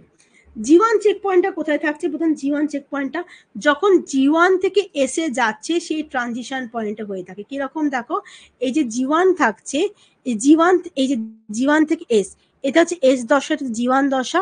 S থেকে G1 এ যাওয়ার আগে এই যে পয়েন্ট, এই যে দাগটা দেখতে পাচ্ছ, এটা হচ্ছে আমাদের G1 চেক পয়েন্ট। কখন হচ্ছে, G1 থেকে S এই ট্রানজিশন পয়েন্টে হচ্ছে। নেক্সট কোনটা, নেক্সট হচ্ছে G2 চেক পয়েন্ট। এই যে G2 check point, G2 check পয়েন্টটা কোথায় হচ্ছে, G2 হচ্ছে কোথায় হচ্ছে, যখন G2 থেকে M ট্রানজিশন, এই যে G2 থেকে যখন M চেক পয়েন্টে যে মাঝখানে যে চেক পয়েন্টটা থাকে তাকে আমরা G2 চেক পয়েন্ট বলি, এটা হচ্ছে 2 নম্বর। 3 নম্বর হচ্ছে spindle checkpoint. Spindle checkpoint বা যাকে আমরা বলছি এম চেক পয়েন্ট, এই এম চেক পয়েন্ট বা স্পিন্ডল, যেটা মাইটোটিক ফেজের মধ্যে ঘটছে। কখন ঘটছে, যখন মেটাফেজ থেকে অ্যানাফেজে রূপান্তরণ হচ্ছে। মেটাফেজ থেকে অ্যানাফেজ, এটা কারণে মনে রাখবে,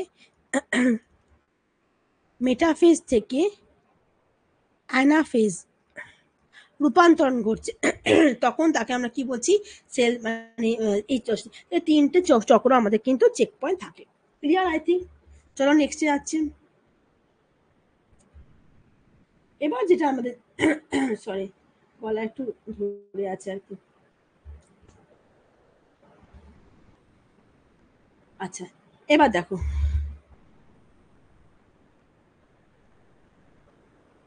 আমি আগের দিন কি বলেছিলাম, যে যখন আমাদের কোনো মানে যেটা আমাদের একটু, আমাদের একটু বলে দিই, যে মাইটোটিক সেল সাইকেল,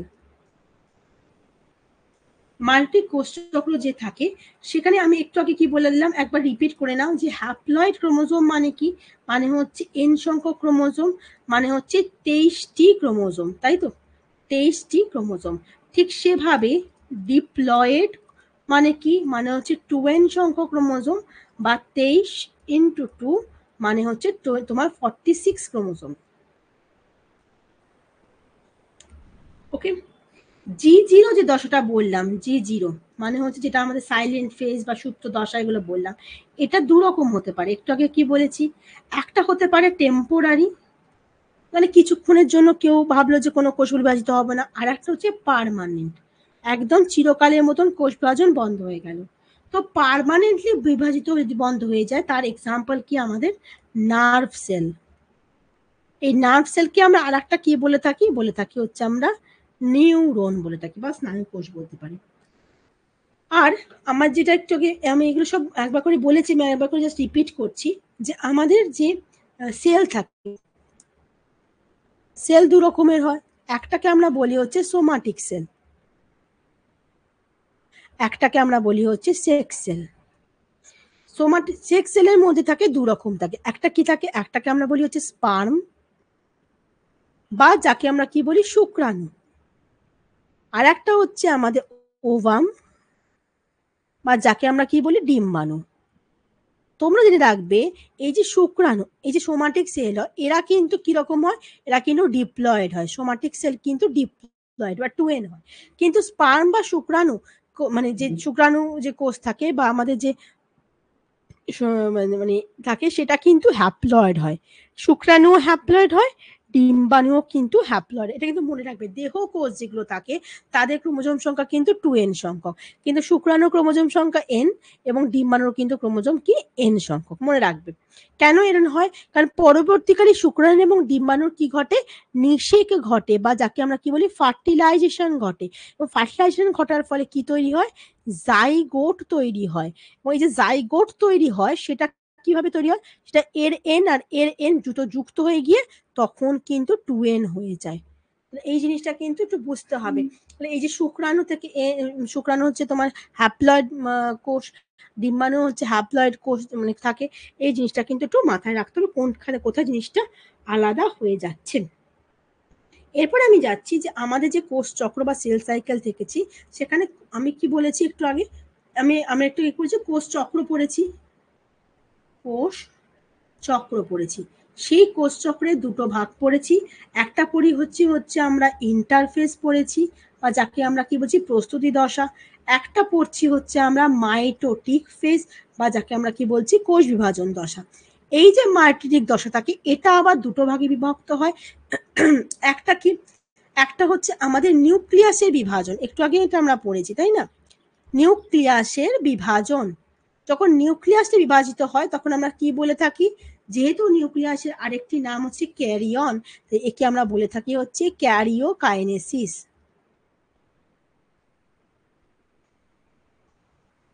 আর নিউক্লিয়াস বিভাজনের পরে কি হয়ে যায় হচ্ছে সাইটোপ্লাজমের বিভাজন।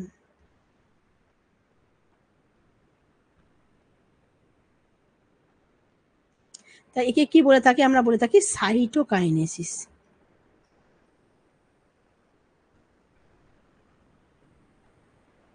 ঠিক আছে, ক্যারিওকাইনেসিস অ্যান্ড সাইটোকাইনেসিস। তাহলে এই যে ক্যারিওকাইনেসিস এবং সাইটোকাইনেসিসটা হলো, তাহলে এই ক্যারিওকাইনেসিস বা নিউক্লিয়াসের যে বিভাজনটা দেখছো এইটা, সেটা কিন্তু আমাদের যখন জীব দেহ হয়, কোনো জীব দেহ, সেই জীব দেহে যে কোষ বিভাজনের যে বিভিন্ন যে টাইপগুলো হয়, কি আর কোষটা বিভাজিত হচ্ছে, 3 প্রকারের কোষ বিভাজন দেখতে পাওয়া যায়। কি কি দেখতে পাওয়া যায়? প্রথমটা হচ্ছে আমাদের কি, যাকে আমরা বলি অ্যামাইটোসিস, খুব ইম্পর্টেন্ট। 2 নম্বর হচ্ছে মাইটোসিস, আমরা এটাই পড়বো, মাইটোসিসটাই পড়বো। আর 3 নম্বর হচ্ছে খুব জটিল একটা কোষ বিভাজন, যাকে বলা হয় হচ্ছে মিওসিস। মোস্ট লাইকলি মিওসিসটা তোমাদের আমি কালকে ক্লাসটা বলাবো, আজকে তোমাদের আমি অ্যামাইটোসিস এবং মাইটোসিস এই দুটোই শুধুমাত্র আজকে বলবো। চলো তাহলে অ্যামাইটোসিস, মাইটোসিস অ্যান্ড মিওসিস চলো একটা করে দেখা যাক। দেখো কোষ বিভাজনের প্রকার, অ্যামাইটোসিস কাকে বলছি, এককোষী বা অনুন্নত অথবা নিম্ন শ্রেণীর জীবে অ্যামাইটোসিস কোষ বিভাজন হয়ে থাকে। উদাহরণ হচ্ছে ব্যাকটেরিয়া, ইস্ট, ছত্রাক, অ্যামিবা ইত্যাদি। কাদের কাদের এছাড়া আর কার হয়ে থাকে, প্যারামিসিয়াম, প্যারামিসিয়াম হয়ে থাকে। চলো একটু দেখে নিচ্ছি কোন বিজ্ঞানী এটা আবিষ্কার করেছেন। প্রথম ওয়াল্টার ফ্লেমিং 1882 সালে সামুদ্রিক স্যালামান্ডারের প্রথম কোষ বিভাজন লক্ষ্য করেন। কোষ বিভাজন 3 প্রকার, অ্যামাইটোসিস, মাইটোসিস এবং মিওসিস। অপর নাম কি, প্রত্যক্ষ কোষ বিভাজন। কেন প্রত্যক্ষ কোষ বিভাজন বলছি এটাকে আমরা, চলো একবার দেখে নেওয়া যাক কেন প্রত্যক্ষ।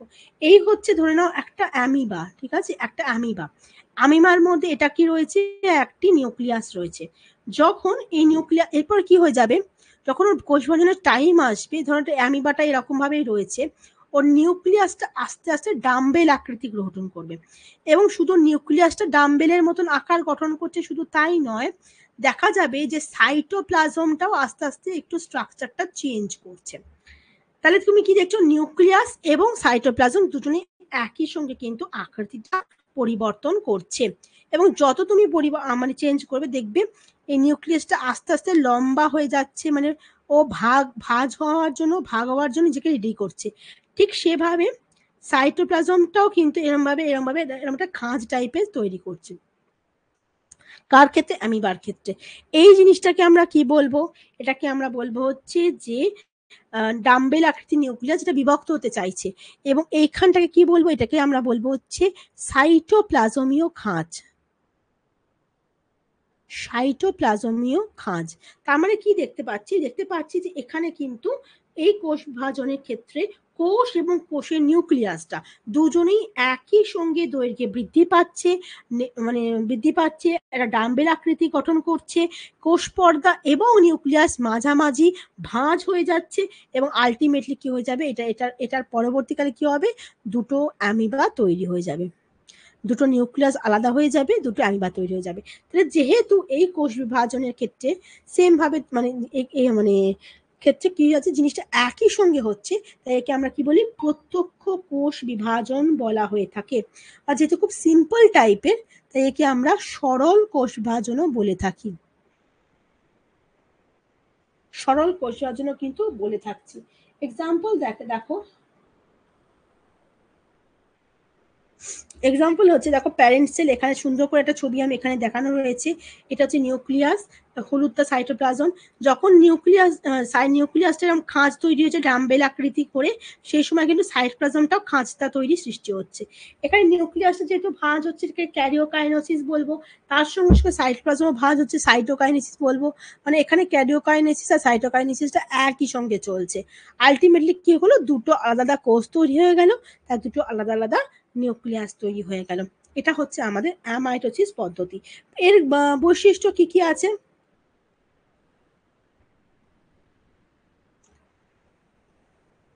হ্যাঁ,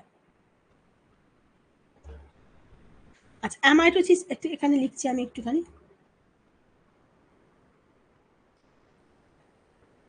অ্যামাইটোসিস ১ নম্বর পয়েন্ট কি, এটাকে আমরা কি বলছি, পয়েন্ট হচ্ছে আমার সঙ্গে সঙ্গে লিখবে, সরল কোষ বিভাজন বলতে পারি বা প্রত্যক্ষ কোষ বিভাজন বলতে পারি।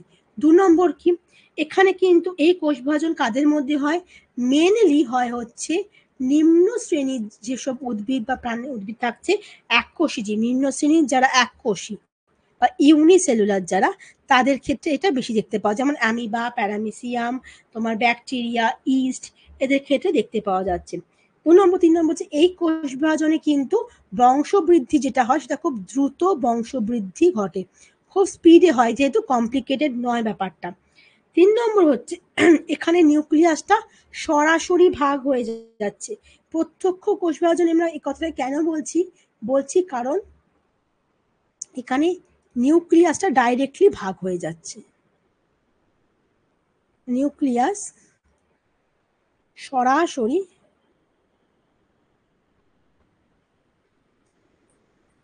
ভাগ হয়ে যাচ্ছে। এবং এখানে কি কি ঘটে না, এখানে কোনো বেমতন্তু তৈরি হয় না, বেমতন্তু তৈরি হয় না, এখানে কোনো নিউক্লিয় ক্রোমোজোমীয় চলন হয় না, এগুলো পরে আমরা পড়বো। ক্রোমোজোমীয় চলন ঘটে না, এখানে কোনো রকম কিচ্ছু কমপ্লিকেটেড জিনিসপত্র হয় না, বলে এটাকে আমরা কি বলি, সরল কোষ বিভাজন। এবং ৫ নম্বর হচ্ছে, যেহেতু কমপ্লিকেটেড জিনিসগুলো হয় না, এই পদ্ধতিতে কিন্তু কোনো শক্তির সেরকম চাহিদা নেই, বা শক্তির চাহিদাটা কম থাকে, এই ধরনের কোষে শক্তির চাহিদাটা কি থাকছে, কম থাকছে। এবং এটা হচ্ছে আমাদের নিউক্লিয়াসের যে মানে ব্যাপারটা, মানে ক্রোমোজোম বেমতন্তু গঠিত হচ্ছে, ক্রোমোজোমীয় চলন হচ্ছে না, ক্রোমোজোম তৈরি হচ্ছে না, ডাইরেক্টলি হচ্ছে, আমরা অ্যামাইটোসিস বলছি। ওকে, আচ্ছা, এবার দেখো মাইটোসিসে আসছি। মাইটোসিস হচ্ছে সেকেন্ড যে কোষ বিভাজন, এটা কি হচ্ছে, যে পরোক্ষ কোষ বিভাজন পদ্ধতিতে কি হয়ে যাচ্ছে, কোষ বিভাজন পদ্ধতিতে মাতৃকোষী নিউক্লিয়াস, ক্রোমোজোম এবং সাইটোপ্লাজম প্রত্যেকেই একবার করে বিভাজিত হয়। দেখো আমি বলছি, আগে এখানে আমরা লিখি, আমি এখানে অ্যামাইটোসিস লিখছি।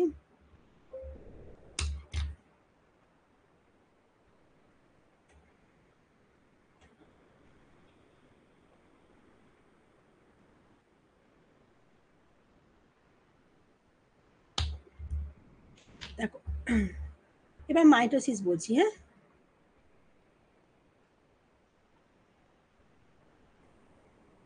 মাইটোসিসে কি, প্রথম পয়েন্ট হচ্ছে, এটা কিরম কোষ বিভাজন, এটা হচ্ছে পরোক্ষ কোষ বিভাজন,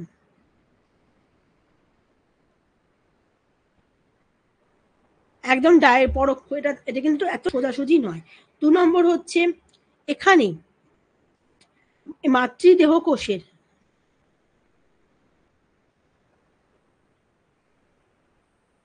নিউক্লিয়াস, তারপর তোমার ক্রোমোজোম, তারপর তোমার সাইটোপ্লাজম, এরা প্রত্যেকে কবার করে বিভাজিত হচ্ছে? এরা প্রত্যেকে একবার করে বিভাজিত হচ্ছে। বলছে প্রত্যেকে একবার বিভাজিত হচ্ছে। ঠিক আছে, এইবার বিভাজিত যে হলো, হয়ে লাভটা কি হলো, দিয়ে কিরকম অপত্য কোষ তৈরি করছে? কি কটা অপত্য কোষ তৈরি করে? দুটি অপত্য কোষ তৈরি করে।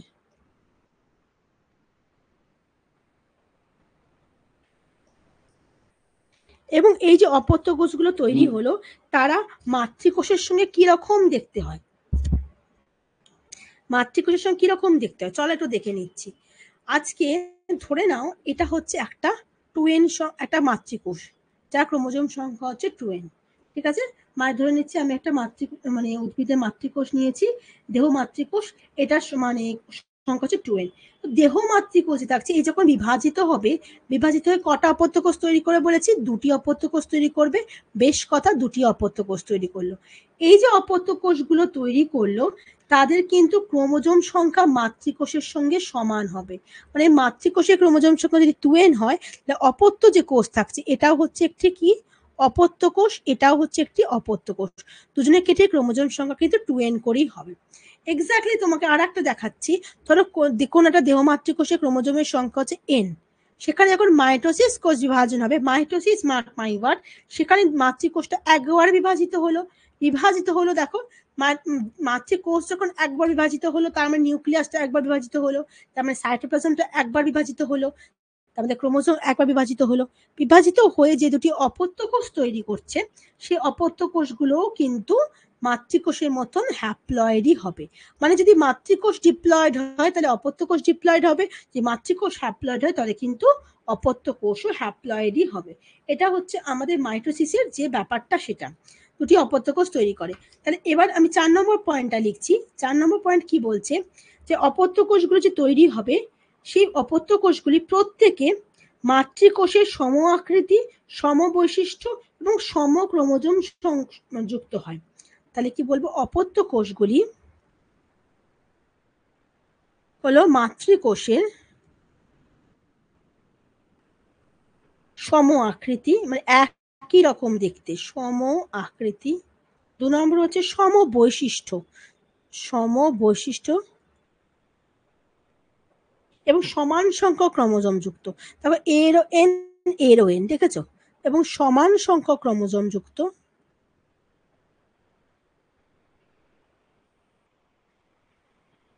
ক্রোমোজোম হয়। অপত্য কোষ কিরকম হচ্ছে? মাতৃকোষের মতো এক্স্যাক্টলি সিমিলার অপত্য কোষ যদি তৈরি হয়, তাহলে সেটা হয়ে যাচ্ছে আমাদের কি? মাইটোসিস। কোথায় ঘটে একবার দেখে নিচ্ছি আমরা, এই জিনিসটা কোথায় ঘটে। দেখো, আমাদের যে অ্যামাইটোসিসের মানে যেখানে ঘটে, সেটা হচ্ছে আমি একটু আগে বলছিলাম, বিভিন্ন রকমের যে ব্যাকটেরিয়া থাকে, তারপর যারা ইস্ট থাকে, ইস্ট থাকছে, তারপর তোমার অ্যামিবা, যাকে আমি বললাম অ্যামিবা, তারপর তোমার হচ্ছে প্যারামিশিয়াম, এগুলো। আর মাইটোসিস কোথায় ঘটছে? উদ্ভিদ, ইউক্যারিওটিক উদ্ভিদ এবং প্রাণীর সমস্ত দেহকোষে। ইউক্যারিওটিক প্ল্যান্ট প্লাস অ্যানিমাল, মানে সমস্ত জীবন প্রাণীর তাদের দেহকোষে বা অটোজোম, দেহকোষে কিন্তু মাতৃকোষে ঘটছে। এই জিনিসটা আমাদের কিন্তু কোথায় ঘটে সেটা কিন্তু মনে রাখতে হবে। দেখো, ঠিক আছে?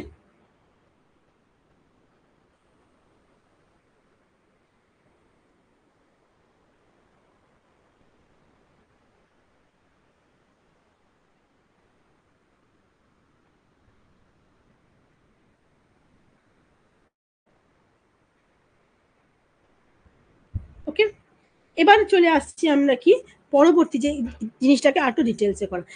এই যে আমি বলছি দুবার তৈরি করে, কি তৈরি করে, তাহলে মাইটোসিসের জিনিসটা, সেটাও দুটো ভাগে বিভক্ত। একটা নিউক্লিয়াসের বিভাজন, নিউক্লিয়াস মতো বিভাজিত হবে, তারপর সাইটোপ্লাজম বিভাজিত হবে। যেটা যেটা আমার এর ক্ষেত্রে কি হয়েছিল, অ্যামাইটোসিসের ক্ষেত্রে নিউক্লিয়াসের বিভাজন এবং সাইটোপ্লাজমের বিভাজনটা কিন্তু একই সঙ্গে হয়ে গেছিল, কিন্তু মাইটোসিসের ক্ষেত্রে কিন্তু সেটা হবে না। প্রথমে আগে নিউক্লিয়াসটি বিভাজিত হবে, তারপরে কিন্তু হবে হচ্ছে সাইটোপ্লাজমের বিভাজন বা সাইটোকাইনেসিস। নিউক্লিয়াসের বিভাজন বা ক্যারিওকাইনেসিস কটা দশায় হয়? চারটে দশায় মানে সম্পন্ন হয়। কি কি? প্রথম হচ্ছে প্রোফেজ দশা, তারপরে মেটাফেজ দশা, তারপর অ্যানাফেজ দশা এবং চতুর্থ হচ্ছে টেলোফেজ দশা। কি কাজ হয় প্রোফেজে? চলো আমরা একটু করে দেখে নিই যে কি জিনিসটা কিভাবে হচ্ছে। চলো তাহলে মাইটোটিক দশা যেটা আমাদের প্রথম হচ্ছে কি প্রোফেজ দশা। প্রোফেজ কি কথা? যখন গ্রিক শব্দ প্রো, কথাটার মানে কি? মানে হচ্ছে প্রথম। তাহলে মাইটোটিক দশার ইন্টারফেজের পরে কি কোন দশায় প্রবেশ করে? মাইটোটিক দশা। মানে এই ইন্টারফেজের পরবর্তীকালের সমস্ত দশা কিন্তু এম দশা বা মাইটোটিক দশার অন্তর্গত। এম দশার মধ্যে বা মাইটোটিক দশা প্রথম দশা। প্রো কথার মানে হচ্ছে প্রথম। প্রথম প্রথম দশা যেটা, সেটার কথা হচ্ছে আমাদের প্রোফেজ। এবং মাইটোসিসের মধ্যে যে প্রোফেজ থাকছে, এটা যে মাইটোসিসের প্রথম এবং দীর্ঘতম দশা, তাই প্রোফেজ হয়ে যাচ্ছে দীর্ঘতম দশা। কার মধ্যে? অবশ্যই মাইটোটিক ফেজের মধ্যে। সমস্ত ফেজের মধ্যে বললে কিন্তু ইন্টারফেজ সব থেকে বেশি বড়। এই হচ্ছে প্রোফেজ। এখানে কি হচ্ছে? প্রোফেজের শুরুতে কি হয়ে যায়? এখানে দেখছো কি ক্রোমোজোম গুলো কি হয়েছে? ক্রোমাটিন হিসেবে রয়েছে, দেখতে পাচ্ছ জড়িত মরিত অবস্থায় রয়েছে।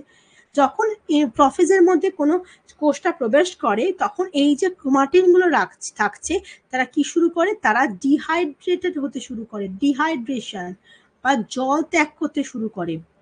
জল ত্যাগ করে এরা কি করে? এরকম মোটা মোটা স্ট্রাকচার তৈরি করে, মোটা মোটা স্ট্রাকচার তৈরি করে, যে স্ট্রাকচারটা অনেকটা এরকম দেখতে হয়, এরকম স্ট্রাকচার তৈরি করে। এই মোটা মোটা যে ক্রোমাটিন সূত্রগুলো কুণ্ডলীকৃত হয় এবং ডিহাইড্রেশন হয়। ডিহাইড্রেশনের পরে কি হয়ে যাচ্ছে? ওরা মানে ঘনীভবন হবে, কনডেনসেশনে মানে গুটিয়ে যায়। গুটিয়ে যে যাচ্ছে জিনিসটা, আরো যে ঘনীভূত হচ্ছে, এটাকে আমরা স্পাইরালাইজেশন বলে থাকি। এর ফলে কি যাচ্ছে? বেশি যখন স্পাইরালাইজেশনটা হবে, তখন এগুলো ক্রোমোজোম গঠিত হয়। ক্রোমোজোম আমি আগে পরে তোমাদের যখন যেদিন আমি নেক্সট ক্লাসে ডিএনএ এবং ক্রোমোজোম পড়াবো, তখন তোমরা বুঝবে যে এই যে ক্রোমাটিন সূত্র যেগুলো ছিল, সেগুলোই একটা প্রসেসের মাধ্যমে গিয়ে মোটা মোটা বেটে আকৃতির ক্রোমোজোম তৈরি করে। কেন ক্রোমোজোম তৈরি করে? কারণ এই ক্রোমাটিন সূত্র অবস্থাতে কোষকে ভাগ করা খুব কঠিন হয়ে যায়, কিন্তু যখন তুমি জিনিসটা এখন একটা ফিক্স স্ট্রাকচার নিয়ে চলে আসো, যেটাকে কাটতে বেশি সুবিধা হয়, তাই জন্য ক্রোমাটিন সূত্রগুলি জল বিয়োজন বা ডিহাইড্রেশনের মাধ্যমে স্পাইরালাইজেশন বা কুণ্ডলীকৃত হয়ে ক্রোমোজোমটাকে তৈরি করছে। এই প্রতিটি ক্রোমোজোম কি করছে? বিভক্ত হয়ে একজোড়া করে ক্রোমাটিড তৈরি করে। এভাবে বিভক্ত হয়ে যাচ্ছে। বিভক্ত হয়ে যাওয়ার পর এই যে মানে থাকে আমাদের মাইটোসিস গুলো মানে বিভিন্ন রকম ভাবে বিভক্ত হচ্ছে। তাহলে এটা হচ্ছে আমরা সব থেকে দীর্ঘস্থায়ী দশা। ক্রোমোজোম গুলো কিরকম হয়েছে দেখো, মোটা মোটা খাটো খাটো হয়ে যাচ্ছে আমাদের। এই যে ক্রোমোজোম গুলো সেন্ট্রোমিয়ার ছাড়া লম্বা লম্বা বিভক্ত করে, যাকে আমরা ক্রোমাটিড বলি। যে তুমি আমি এভাবে ভাগ করে ফেলো, কি হবে? দুটো করে ক্রোমাটিড তৈরি হবে।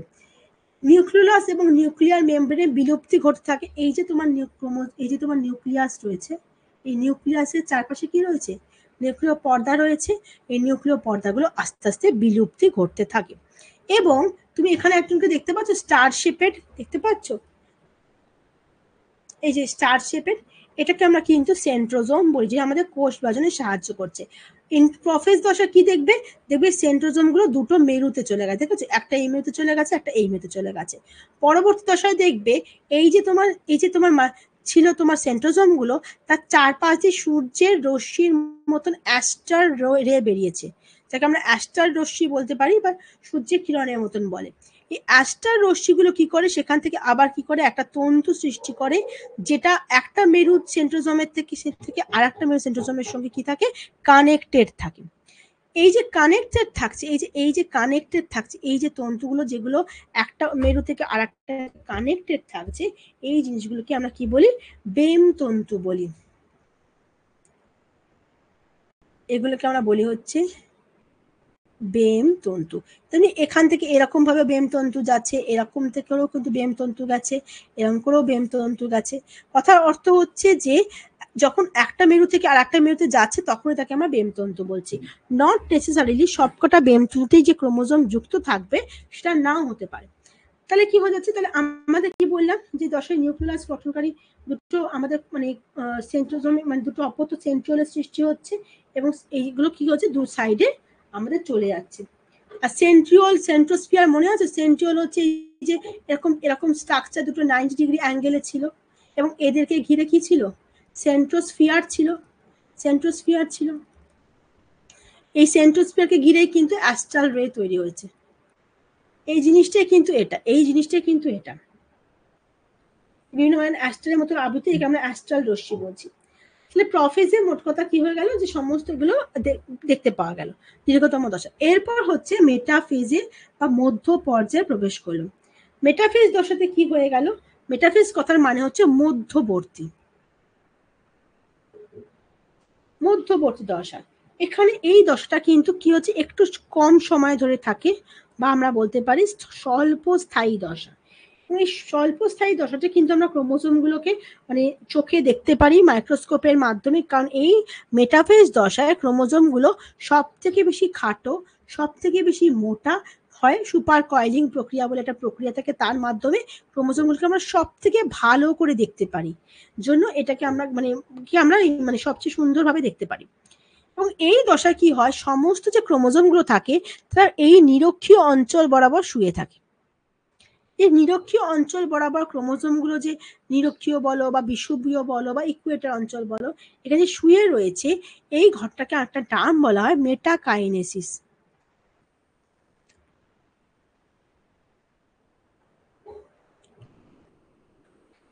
মেটাকাইনেসিস বলছি, তাহলে নিরক্ষীয় তাহলে প্লেটের মতন শুয়ে থাকে এবং এই প্লেটটাকে আমরা কি বলি, মেটাফেজ প্লেট। কোন দশায় হচ্ছে, মেটাফেজ দশায় হচ্ছে শুয়ে থাকে। এবং প্রতিটা ক্রোমোজোম থেকে কি থাকছে, প্রতিটা যে ক্রোমোজোম থাকছে সেখান থেকে এই সরি ক্রোমোজোম বলছি না, মানে প্রতিটি ক্রোমোজোমে যে সেন্ট্রোমিয়ার থাকে, এগুলো সেন্ট্রোমিয়ার, তো এই সেন্ট্রোমিয়ার থেকে এই কাইনেটোকোরের মাধ্যমে কি হচ্ছে এই বেমতন্তুগুলো ক্রোমোজোমের সঙ্গে যুক্ত হয়ে যাচ্ছে এবং যে বেমতন্তুগুলি ক্রোমোজোমের মধ্য দিয়ে যাচ্ছে, এই দেখো এই ধরনের এই একটা কথা বলছি, ধরো এই একটা আমাদের তোমার ক্রোম ওই আর কি কোষ, তাহলে এখানে কি রয়েছে মানে অ্যাস্ট্রাল রেজ আছে, এদিকে অ্যাস্ট্রাল রশ্মি রয়েছে, তাহলে এখান থেকে যে তন্তুগুলো উত্তর মেরু থেকে দক্ষিণ মেরু চলে যাচ্ছে, তাহলে আমরা সবাইকে আমরা কি বলছি, সবাইকে আমরা বলছি হচ্ছে বেম তন্তু। এবং কিছু কিছু তন্তু তার মধ্যে কি রয়েছে, ক্রোমোজোমের মাঝখান দিয়ে যাচ্ছে, কিছু কিছু তন্তু, সবাই নয়। যে তন্তুগুলো ক্রোমোজোমের মাঝখান দিয়ে যাচ্ছে তাদেরকে আমরা কি বলছি, ক্রোমোজোমাল তন্তু,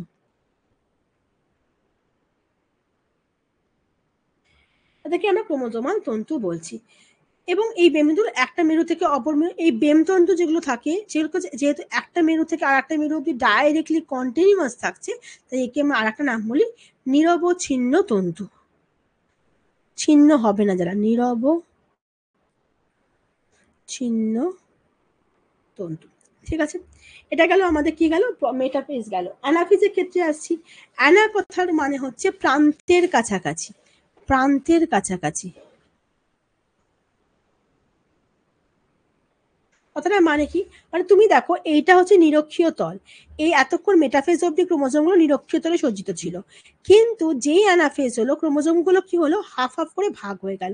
মানে এখানে দুটো পার্ট ছিল, তো এখন এই যে ধরে নাও একটা এরকম একটা এরকম দুটো ছিল, মাঝখান থেকে ভাগ হয়ে গেল, ভাগ হয়ে গিয়ে কিরকম স্ট্রাকচার হয়ে গেল, এরকম হয়ে গেল।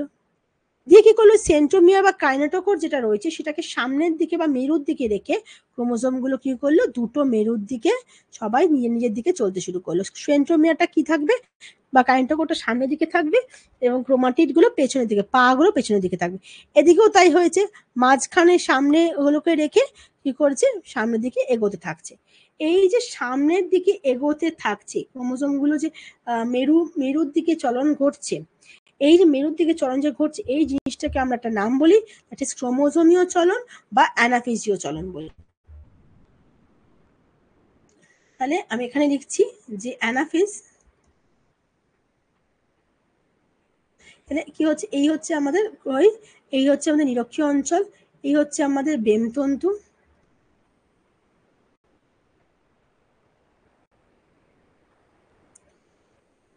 বেমতন্তু, এই বেমতন্তুর মধ্যে কি দেখা যাচ্ছে, কিছু কিছু ক্রোমোজোম এরকম ভাবে কি করছে, সেন্ট্রোমিয়ারের কাছে রেখে একজন উত্তর মেরুর দিকে আর কেউ কেউ দক্ষিণ মেরুর দিকে গমন শুরু করেছে। এই যে ওরা যে এই মেরুর দিকে গমন করছে, এই জিনিসটাকে আমরা দুটো জিনিস বলতে পারি, একটা হচ্ছে ক্রোমোজোমীয় চলন,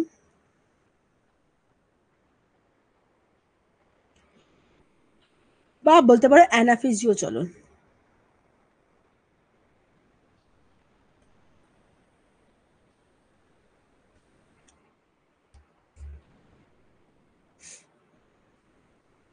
ক্রোমোজোমীয় চলন বা অ্যানাফেজিও চলন মানে দুজন দুদিকের দিকে মানে একদম যেতে শুরু করবে, এই ঘটনাটাকে আমরা বলছি এই চলন।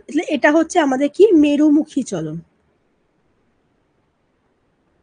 মেরুমুখী চলন দেখতে পাওয়া যায়। এবং দেখো সেন্ট্রোমিয়ারের অবস্থান অনুযায়ী, এটা তোমাদের ক্রোমোজোমের সময় পড়বো, অ্যানাফেজের চলনে যে ক্রোমোজোমগুলো দেখতে পাওয়া যায় সেগুলোকে সেন্ট্রোমিয়ারের অবস্থান অনুযায়ী কি কি দেখতে পাওয়া যায়, ভি দেখতে আকারে দেখতে পাওয়া যায়, এল আকারে দেখতে পাওয়া যায়, জি আকারে দেখতে পাওয়া যায়, আই আকারে দেখতে পাওয়া যায়। তাই তোমাকে যদি প্রশ্ন করে যে ক্রোমোজোমের আকৃতি,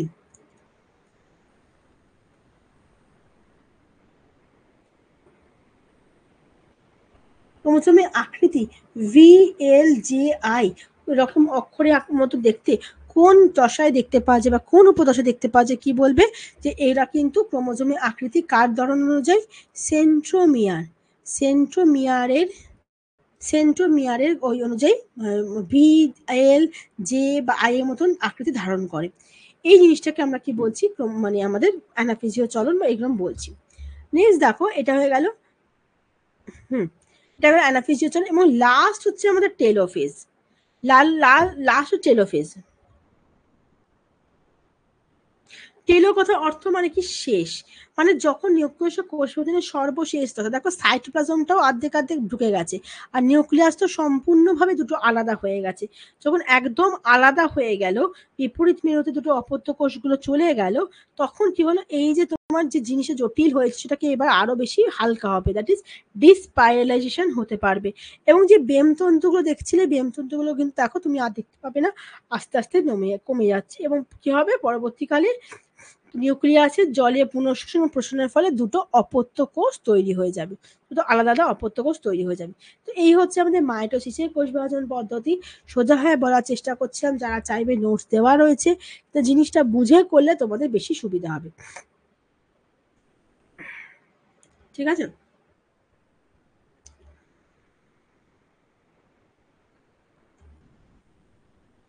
এখানে আমি সবসময় লিখে দিয়েছি, তোমাদের অসুবিধা হবে না। টেলোফেজ হচ্ছে সব থেকে লাস্ট শেষ। আচ্ছা, সাইটোকাইনেসিস কাকে বলছি, সাইটোকাইনেসিস হচ্ছে দুরকম, যেটাকে আমি কি বলেছি, সাইটোপ্লাজম বিভাজন।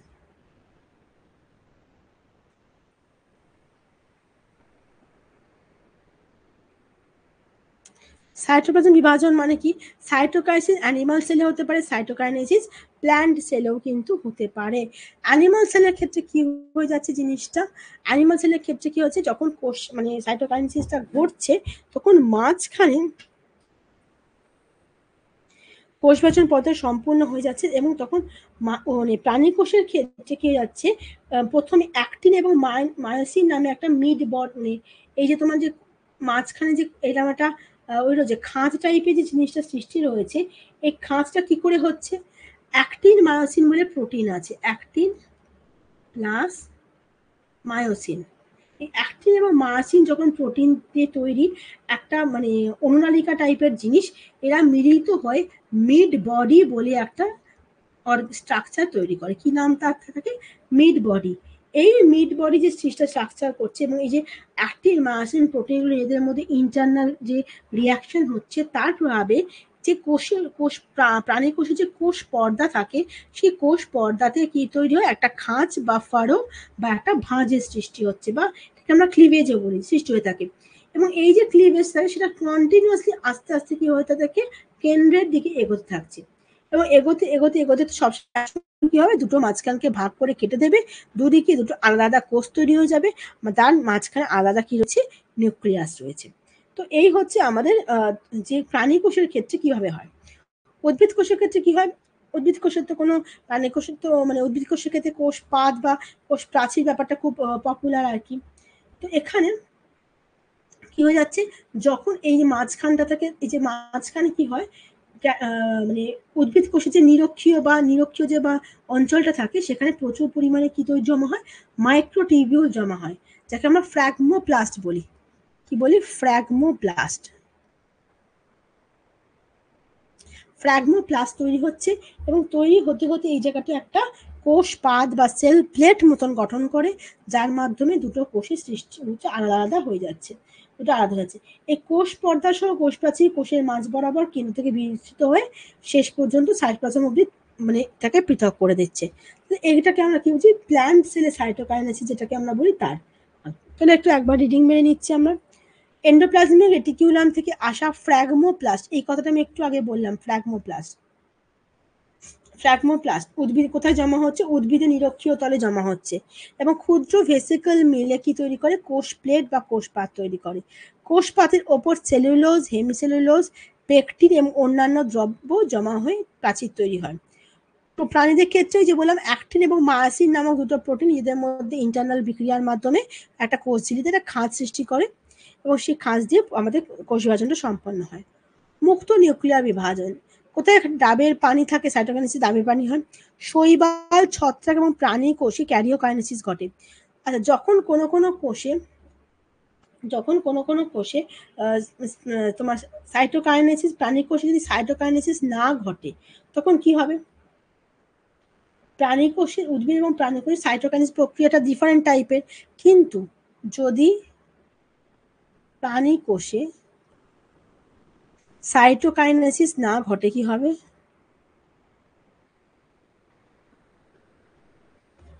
তাহলে তৈরি হবে, তার মানে কি, তার মানে একটা কোষের মধ্যে অনেকগুলো নিউক্লিয়াস তৈরি হচ্ছে, কিন্তু সাইটোপ্লাজমটা ভাগ হচ্ছে না।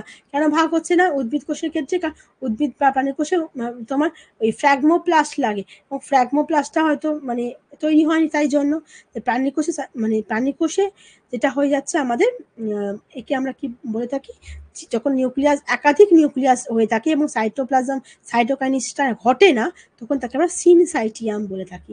কি বলে থাকি? সিনসাইটিয়াম বলে থাকি, বা বহু নিউক্লিয়াস যুক্ত উদ্ভিদ কোষ।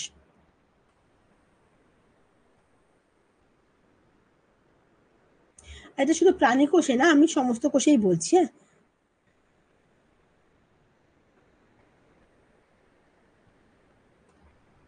এটা কারো কারো ক্ষেত্রে সিনোসাইট হয়, কারো কারো ক্ষেত্রে সিনসিটিয়াম হচ্ছে। ঠিক আছে।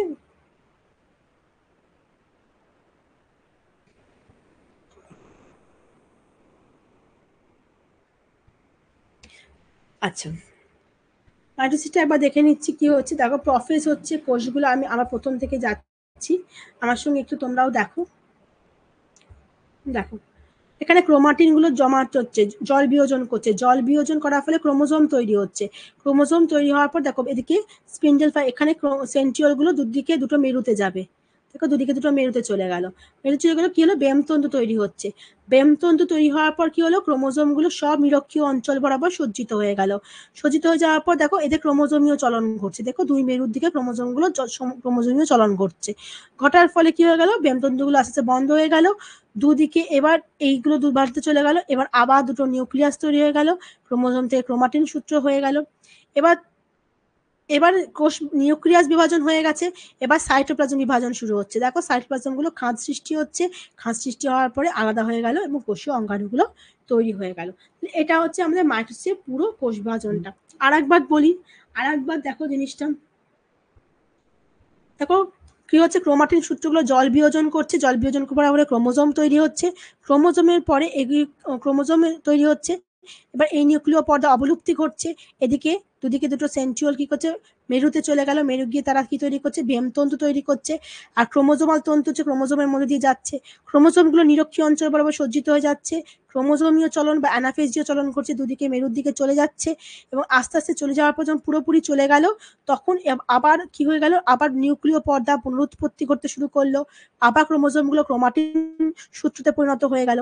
ক্যারিওকাইনেসিস হয়ে গেছে, এবার সাইটোকাইনেসিস হবে। তার মানে নিউক্লিয়াস, এবার সাইটোপ্লাজম বিভাজনটা শুরু করলো, বিভাজিত হয়ে গিয়ে মাঝখান দিয়ে খাঁজ কেটে দুটো আলাদা হয়ে গেল, আলাদা হয়ে যাওয়ার পর দুটো আলাদা আলাদা কোষ তৈরি হয়ে গেল। তো এই হচ্ছে আমাদের মাইটোসিস প্রক্রিয়া, পুরো প্রক্রিয়া, যেটা 4টি উপদশে বিভক্ত: প্রোফেজ, মেটাফেজ, অ্যানাফেজ এবং টেলোফেজ, এবং এই নিয়েই আমাদের কিন্তু কোষ বিভাজন শুরু হয়। ঠিক আছে, তাহলে তোমাদের আজকে আমি এত অবধি রাখছি। নেক্সট ক্লাসে আমি এর পরের দিন থেকে এখান থেকে আবার শুরু করব। পরের ক্লাসে তোমাদের মেয়োসিসটা বলবো এবং তার সঙ্গে ক্রোমোজোম ডিএনএ এই ব্যাপারটা ডিসকাশন হবে। থ্যাংক ইউ ক্লাস, ততক্ষণ সবাইকে।